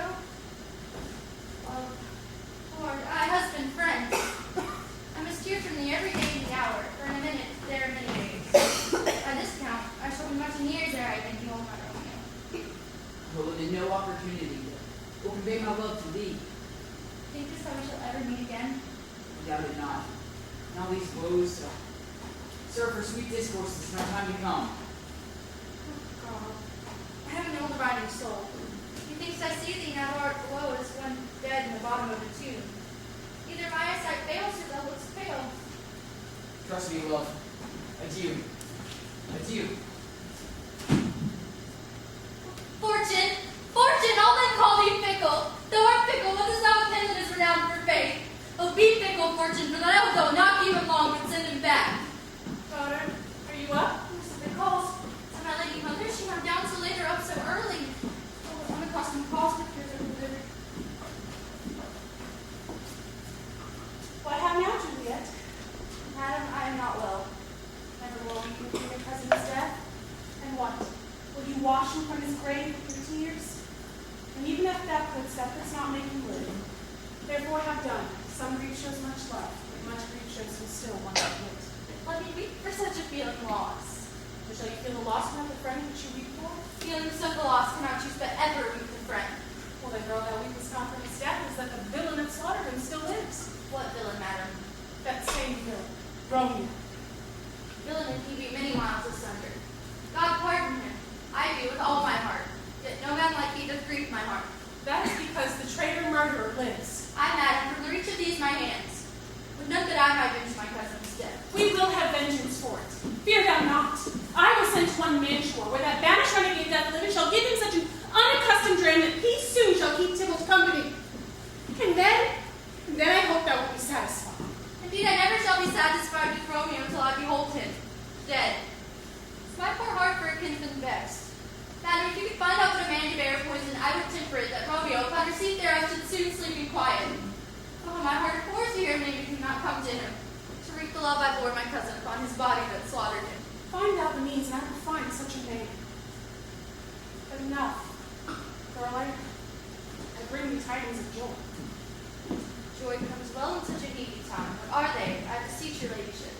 Well, thou hast a careful father, child, one who, to keep thee from thy heaviness, hath sorted out a sudden day of joy, one which thou expectest not, nor I look not for. And happy time, what day is that? Marry me, child.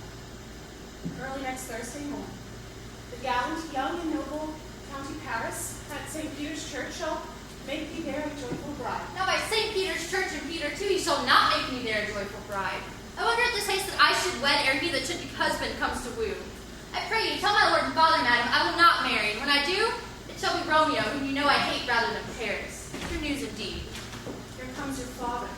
Tell him so yourself, and see how he'll take it at your hands. When the sun sets, dear, that will do. Before the sunset of my brother's son, it rains down not. How now? Wife, have you delivered to her our decree? I see. And she'll have none. She gives you thanks. And with the fool married to her grave. Will she not? Does she not give us thanks? Is she not proud? Does she not count her blessed, unworthy as she is, that we have wrought so worthy a gentleman to be her bridegroom? Not proud you have, but thankful. Proud can I never be of what I hate, but thankful even for hate that is meant love. What is this proud, and I thank you, and yet not proud? Mistress Minnie, you thank me, no thank you, nor proud nor proud, but fellow your fine joints against Thursday next, to go with Paris to St. Peter's Church, or I will drag you on a hurdle thither. Good father, I beseech you on my knees, hear me with patience, but to speak a word. Hang me, disobedient wretch! I tell you what, get me to church on Thursday, or never after look me in the face.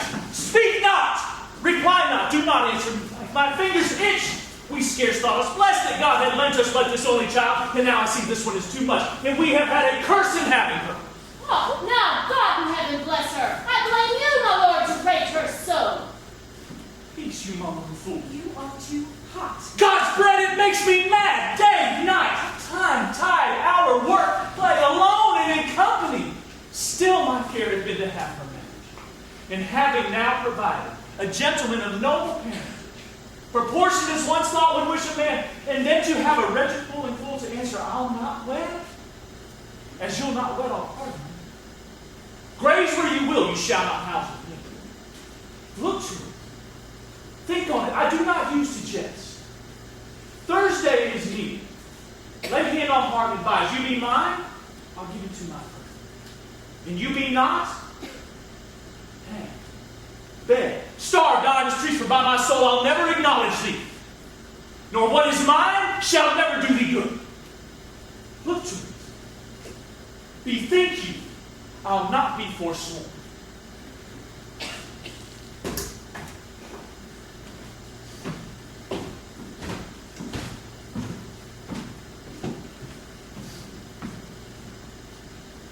Is there no pity sitting in the clouds that sees into the bottom of my grief? Oh, sweet my mother, cast me not away. Delay this marriage for a month, a week. For thou wilt not make the bridal bed in that dim monument where timber lies. Talk not to me. I'll not speak a word. Do as thou wilt. I have done.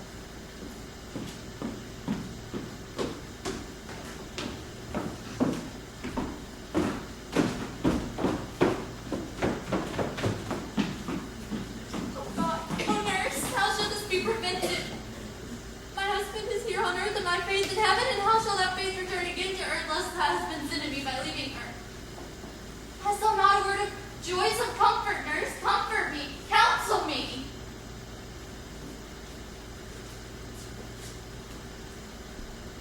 Faith, here it is. Romeo is vanished, and all the world to nothing. Yet he ne'er dares come back to challenge you. For if he does, the needs must be by stealth. And since this is the case as now it stands, I think it best you marry with the county. Oh, he's a lovely gentleman. I think you'll be happy in this second match, for it excels your first. If it did not, your first is dead. Goodest work. That's living here and do no use of him. Speakest thou from my heart? And from my soul too, or else beshrew them both. Well, thou hast comforted me marvelous much. Go in and tell my lady I am gone, having displeased my father, to Lawrence's cell to make confession and to be absolved. Marry, I will. This is wisely done.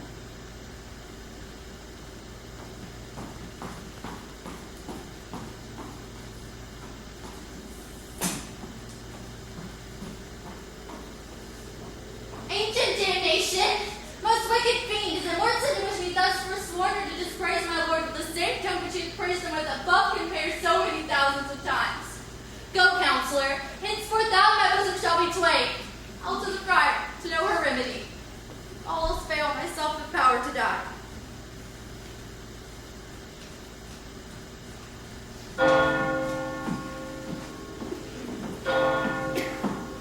On Thursday, sir.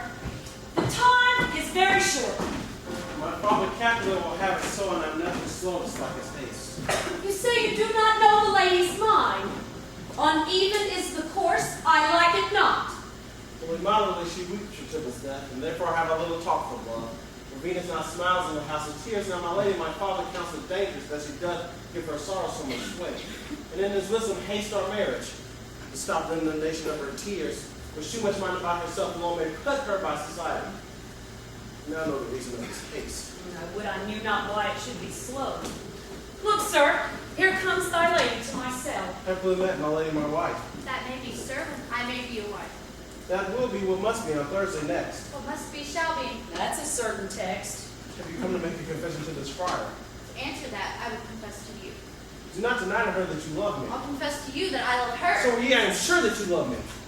If I do so, it would be of more price being spoke behind your back than to your face. Poor soul, thy face is much abused with tears. Tears got small victory by that, for it is bad enough before their spite. Thou wrongs it more with that report. Tis no slander, sir, it was the truth, and what I spake it to my face. Thy face is mine, and thou hast slandered it. It may be so, for it is not mine own. Are you at leisure, holy mother, now, or should I come to you at evening mass? I am at leisure now, pensive daughter. We, sir, must entreat this time alone. God shield us should disturb devotion. Juliet, on Thursday early next will I rouse you. Till then I do. Keep that home kiss.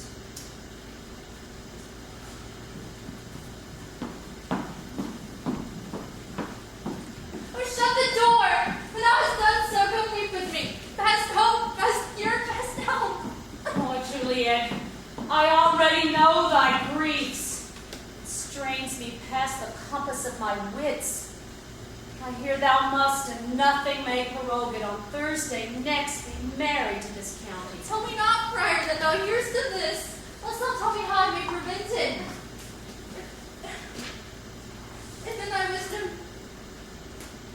wisdom thou canst give no help, do thou become my resolution wise, and with this night I'll end it presently. God torn my heart for Romeo's. Now our hands in this hand by thee to Romeo sealed, shall bear the label to another thee. For my true heart with treacherous revolt turned to another. Give me some present counsel. Or behold, twixt my extremes of me this bloody knife felt like the umpire, arbitrating that which the commission of thy years and art to be no issue of true honor bring. Be not so long to speak, I love to die, but thou speak not of remedy. Hold, daughter.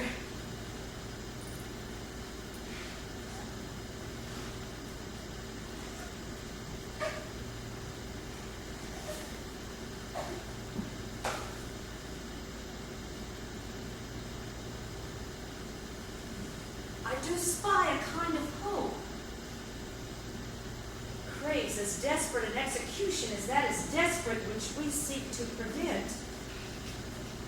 If rather than marry County Paris, thou hast the strength of will to slay thyself, it is likely thou will undertake a thing like death to escape from it.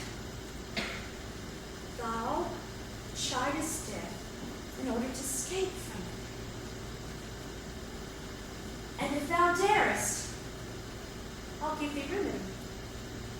If you lead rather than marry Paris off the battlements of yonder tower, or walk in thievish ways, or bid me lurk where serpents are, chain you with roaring bears, or have me nightly in a charnel house, overcovered quite with dead men's rattling bones, and reeky shanks and yellow chapped skulls, or hide me in a new-made grave with a dead man in his shroud. Things that you have told, I will do it without fear or doubt. To live an unstained wife to my sweet love. Hold, love. Get thee home. Be married. Consent to marry Paris. Wednesday is tomorrow. Tomorrow night look thou lie alone.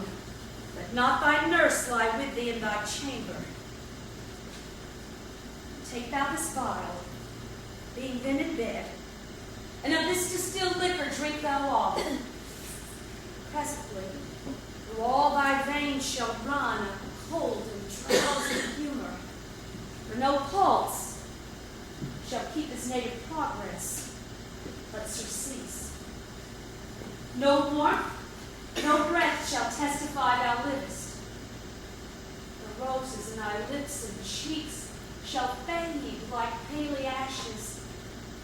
Thy eyes' window fall like death when he shuts out the day of life. Each part shall stiff and stark and cold, appear like death. This borrowed form of death thou shalt continue for 42 hours, and then awake as from a pleasant sleep. And the bridegroom in the morning comes to rouse thee. There art thou dead. And in thy best robes, as is the manner of our county is, uncovered on the bier, thou shalt be taken to that same ancient vault where all the kindred of the Capulets lie. In the meantime, against thou shalt awake, shall Romeo by my letters know our drift. And he and I will come back here and watch thy waking, and that very night shall Romeo bear thee hence to Mantua. And this shall free thee from thy present shame. If no inconstant toy or womanish fear abate thy valor in the acting. Tell me not of fear. Hold. Be strong and prosperous in this resolve. I'll send a friar with speed to Mantua with my letters to thy lord. Love, give me strength shall afford. Farewell, your mother.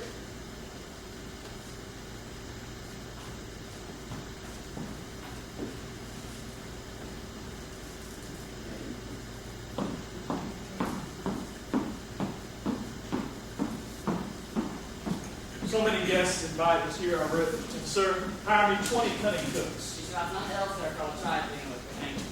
How canst thou not do so? Mary, sir, is an ill cook you not with some fingers. Therefore, he who can't with his fingers goes not with me. And go be gone. We shall be much unfurnished for this time. What? Is my daughter gone to Friar Lawrence?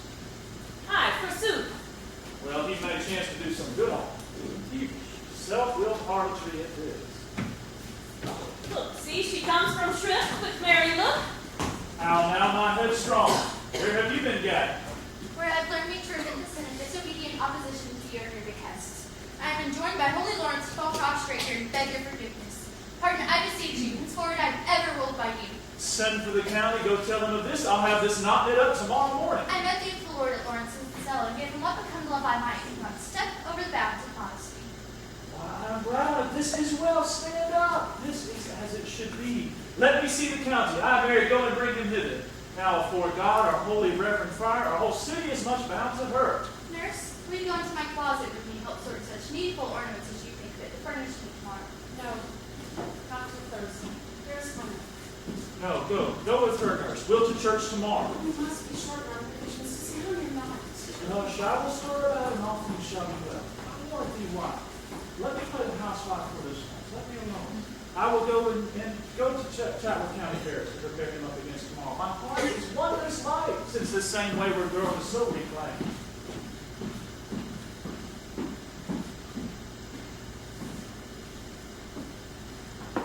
My nurse, those prayers are best. Leave me to myself tonight, for I've needed many orisons to move the heavens to smile upon my state. Till thou knowest this cross full of sin. Are you busy? Need you my help? No, madam. We've pulled such necessaries as are hopeful for our state tomorrow. I pray you let the nurses night suffer, for I'm sure to have her hands full all of this so sudden business. Good night. Get thee rest. And I'll sleep. Farewell. God knows we shall meet again.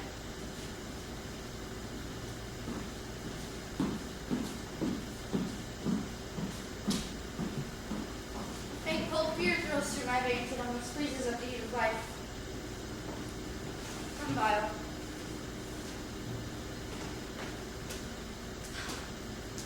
Romeo, I come. This do I drink to thee.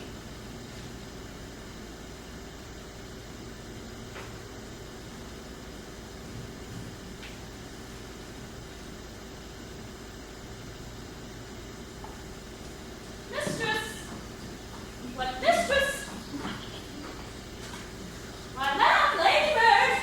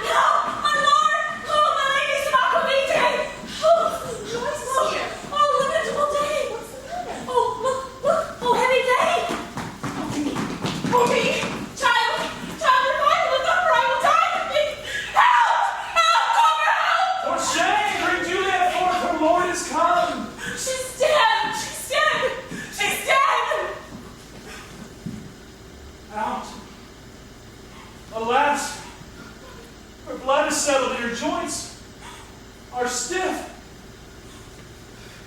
Life and these lips have long been separated. Death lies on her like an untimely frost upon the sweetest flower of all the field. Come, is the bride ready to go to church? Ready to go, but never to return. Oh, son, the night before thy wedding had death lain with thy wife. There she lies, flower she was, deflowered by me. Death is my son-in-law, death is my heir. My daughter he hath wedded, and I will die and leave him all. Life, living all his deaths. Have I thought long to see this morning's face? Never get a sight such as this. Cursed, unhappy, wretched day. Most miserable day that time ever saw in its lasting labor of its pilgrimage. My child, my soul Peace! is not my child. For shame! Confusion's cure lives not in these confusions.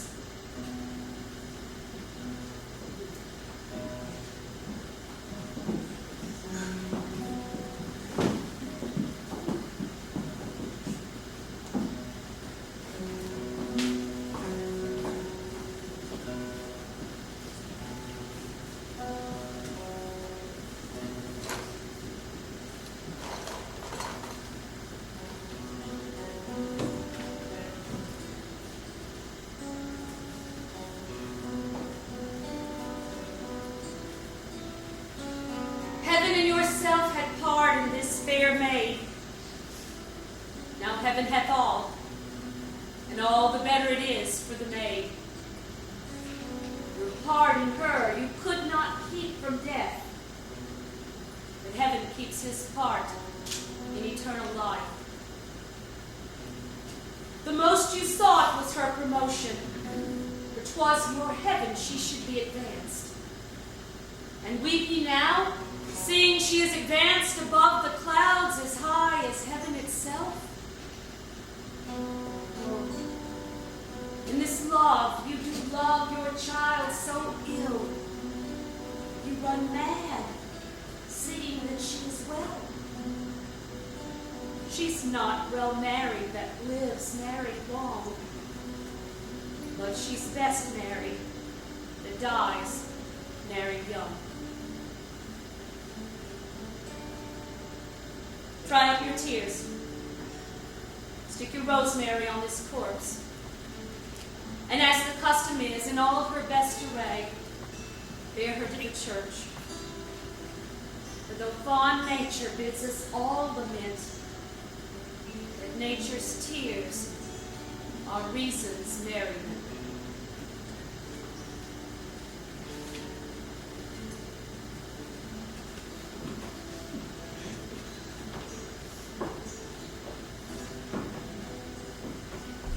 All things that we ordained fester, turn from their office to black fumes. Our instruments to melancholy bells. Our wedding cheer to a sad burial feast.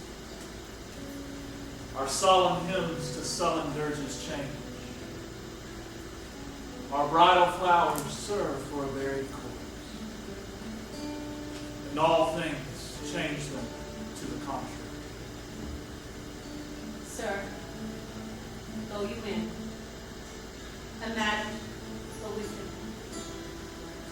And go, Sir Paris, each one prepared to follow this fair corpse unto her grave.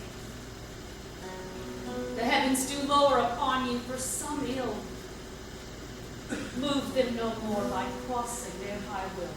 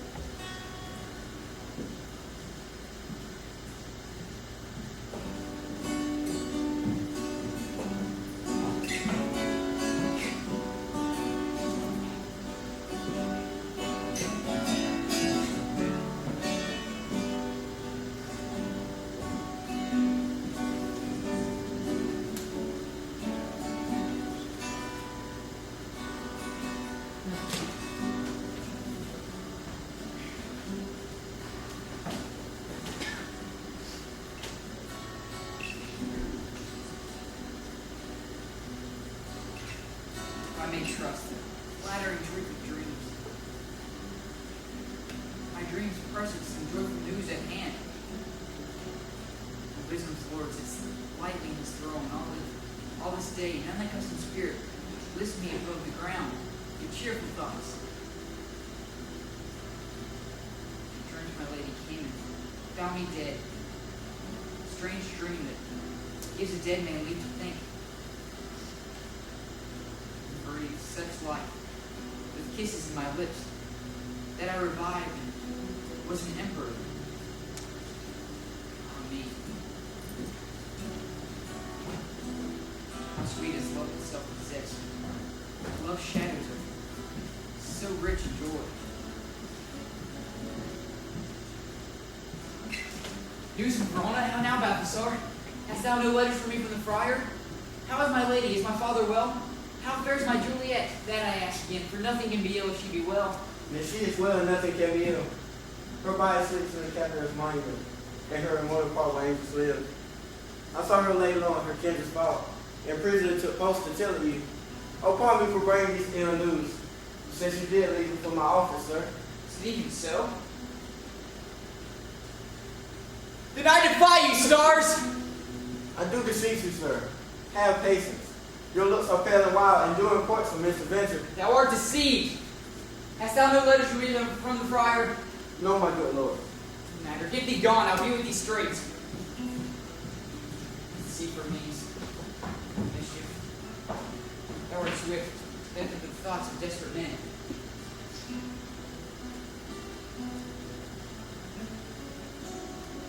See that thou art poor. Well, there are 40 ducats. Let me have a dram of poison, such soon speeding gear as will disperse itself through all the veins, that the life-weary taker may fall dead, and that the drunk may be discharged with breath as violently as hasty powdered fire, and hurry from the fatal cannon's wound. Such mortal drugs I have, but nature's lost death to any he that utters them. Thou so barren, full with wretchedness, and fearest to die? Famine is in thy cheeks. The world is not thy friend, nor the world's law. Do not break it. And take this. My poverty, but not my will consents. Pay thy poverty, not thy will.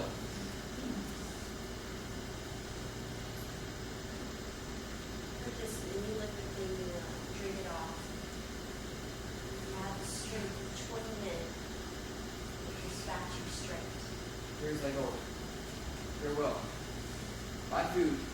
Get thyself in flesh. Come, poison. Go with me to Juliet's grave.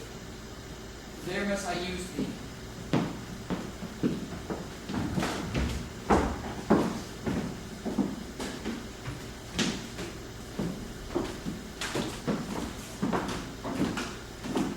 Welcome from Mantua. What says Romeo? My speech Mantua stay. Who bore my letter then to Romeo? I could not deliver it nor get a messenger to bring it thee. Unhappy fortune! The letter was not nice, but full of charge. The neglecting of it may do much danger. Sister, I will go and bring it thee. In 3 hours will fair Juliet awake. She will beshrew me much that Romeo had had no notice of these accidents. I will keep her at my cell till Romeo come. Poor living corpse, closed in a dead man's tomb.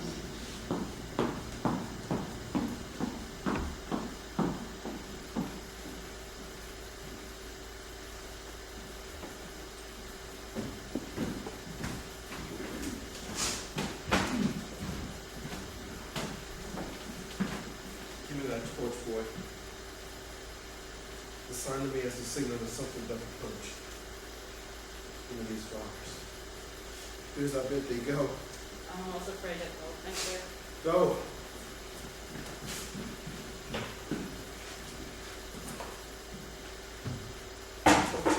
Something doth approach.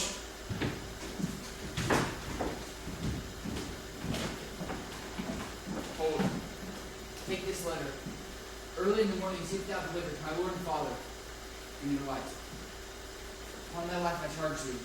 Whatever thou hearest or seest, stand all aloof, and do not interrupt me in my course. I'll be gone, sir, and not trouble you. So shalt thou show me friendship.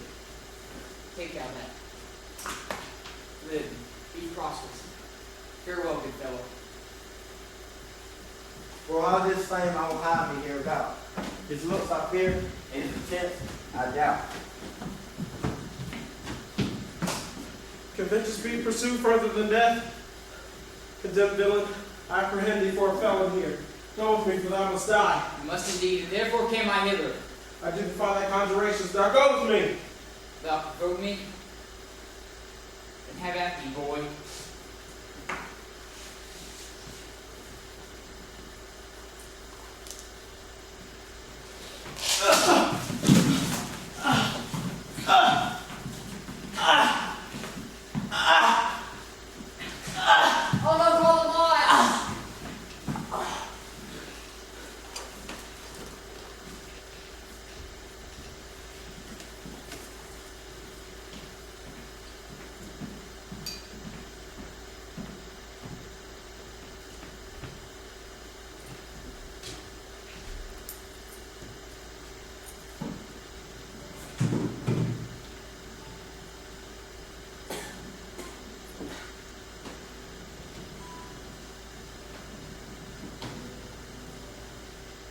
Here lies Juliet. Her beauty makes this vault a feasting presence full of light. How often men are at the point of death had they been married? Lo, my wife.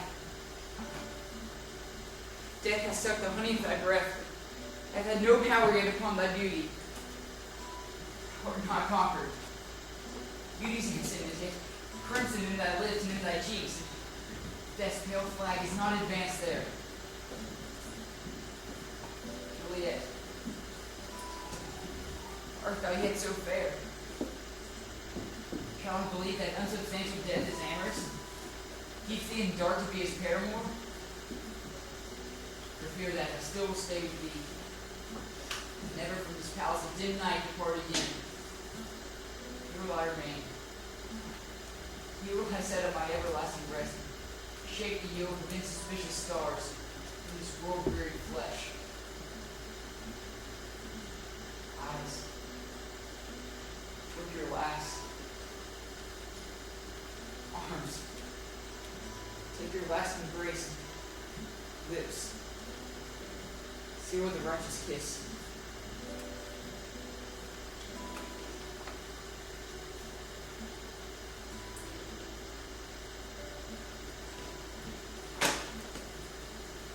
Here's my love.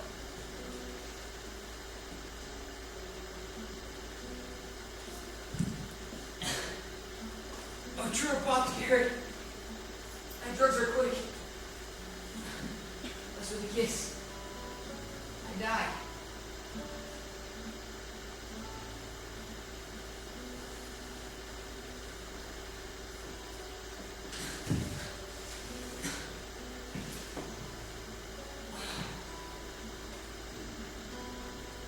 Where's my Lord?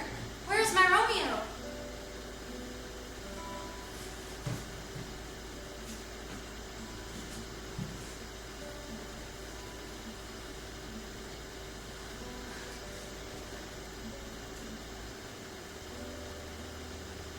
It's here.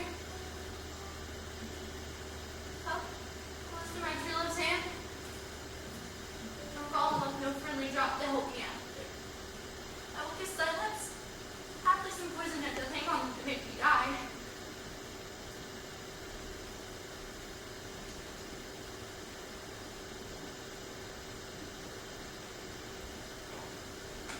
Oh, great.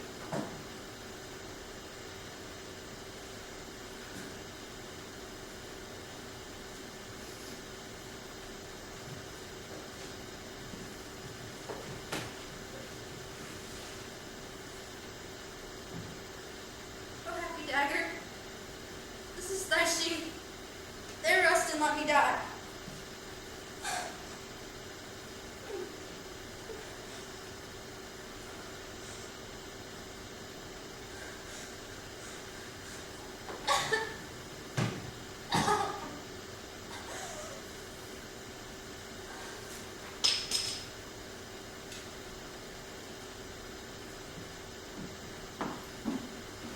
comes upon me. Oh, much I fear some ill, unlucky thing.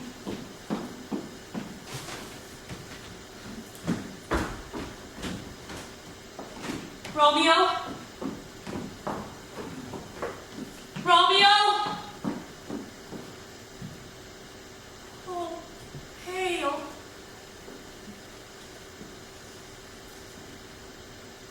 What an unkind hour is guilty of this lamentable chance. I dare no longer stay. Speed, boy, which way?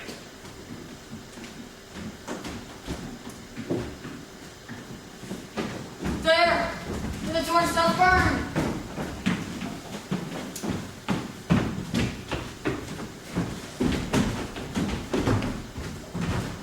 Search about the churchyard. Whoever you find, attach.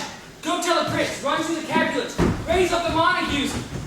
We see the ground on which these woes do lie, but the true ground of all these piteous woes we can not without circumstance to cry. Here's Romeo's man. We found him in the churchyard. Hold him here in safety till the prince come hither. Here's a friar. She was struck from this churchyard side. Great suspicion. Stay in the friar too. What misadventure is so early up that calls our horses for our morning's rest? What should it be that they so shriek abroad? The people in the streets cry for Romeo and Juliet, and then with open outcry to our mind. What fears this for startles in our ears? Sovereign, here lies Romeo dead, and Juliet dead before, warm and new killed. Search, seek, and know how this foul murder comes. Here is a friar and slaughtered Romeo's man. Oh, heavens, wife, look! Our daughter bleeds! Leaving the sight of death, it's like a bell that warns my old age to a sepulchre. Come, Montague. Thou early up to see thy son and thy heir more early down. Alas, my liege, what further woe conspires against mine age? Look, and thou shalt see. Thou untaught, what manners is in this to press before thy father to a grave? Bring forth the parties of suspicion. I am the greatest, able to do the least, and yet most suspected. It's the time and place doth make against me of this direful murder. Here I stand, both to impeach and purge, myself condemned, myself excused. And say at once, without knowing this. My short date of breath is not so long as is a tedious tale. Romeo, there dead, was husband to that Juliet. And she, there dead, was Romeo's faithful wife. I married them, and their stolen marriage date was Tybalt's doomsday, whose untimely death banished the new-made bridegroom from the city. For whom, and not for Tybalt Juliet pined.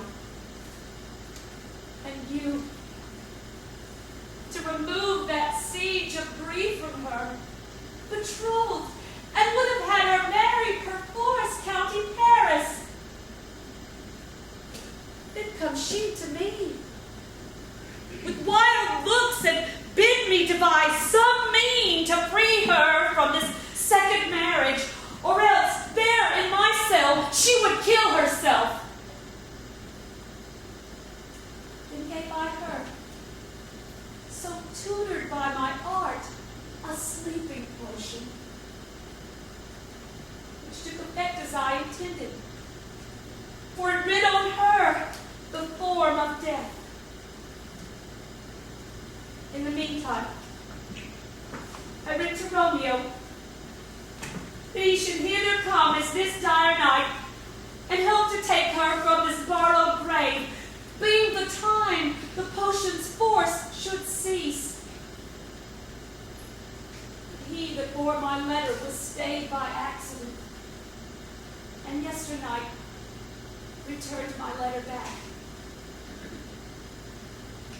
And all alone, at the prefixed hour of her awakening, came I to take her from her kindred's vault, meaning to keep her safely in my cell till I could conveniently bring Romeo back.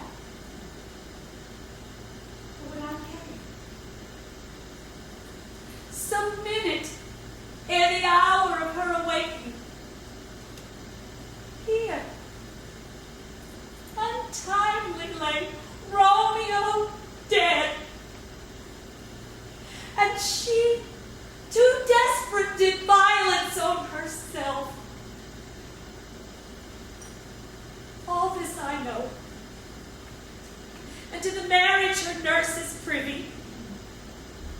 And if aught of this miscarried by my fault, let my old life be sacrificed some hour before her time unto the rigor of the severest law. We still have known before Holy One. Where is Romeo's name? What can he say in this? I brought my master's news of Juliet's death, and then in post he came from Athens, to this same place, to this same monument. This letter, he evidently gave his father. Give me the letter, I will look on it.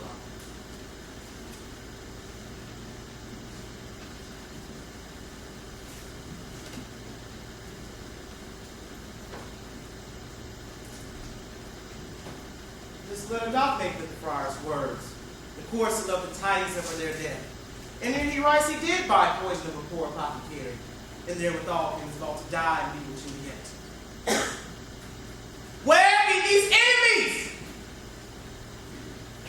Capulet, Montague, see what a scourge is laid upon your hate, that heaven find means to kill your joys with love. If not, well, we can make a discourse too lost the brace of kinsmen. All are punished. Oh, Brother Montague, give me thy hand. This is my daughter's jointure, or no more can I demand. I will give thee more. If I will raise your statue of purest gold, and while Verona by that name is known, no figure in such rank be set as the true and faithful Juliet. As rich shall Romeo buy his lady's life, or sacrifices of our enemies. A gloomy peace this morning which brings the sun for sorrow will not show his head.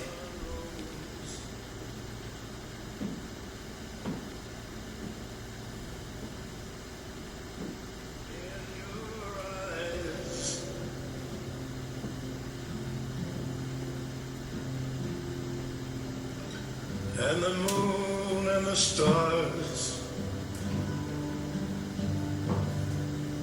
were the gifts you gave.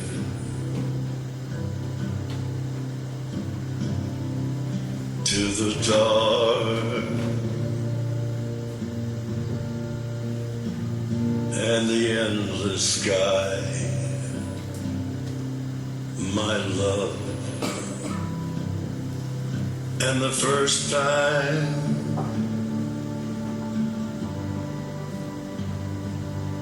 ever I kissed your mouth,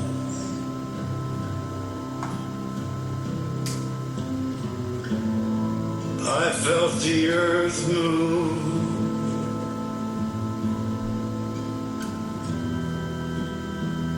through my hands.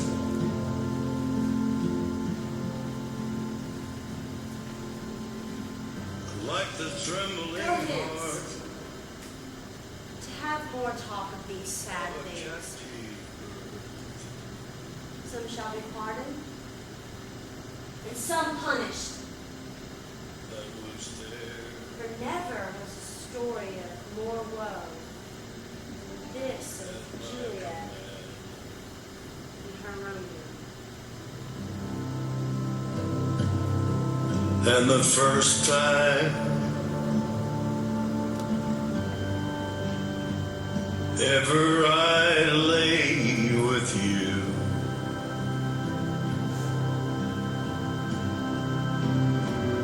I felt your heart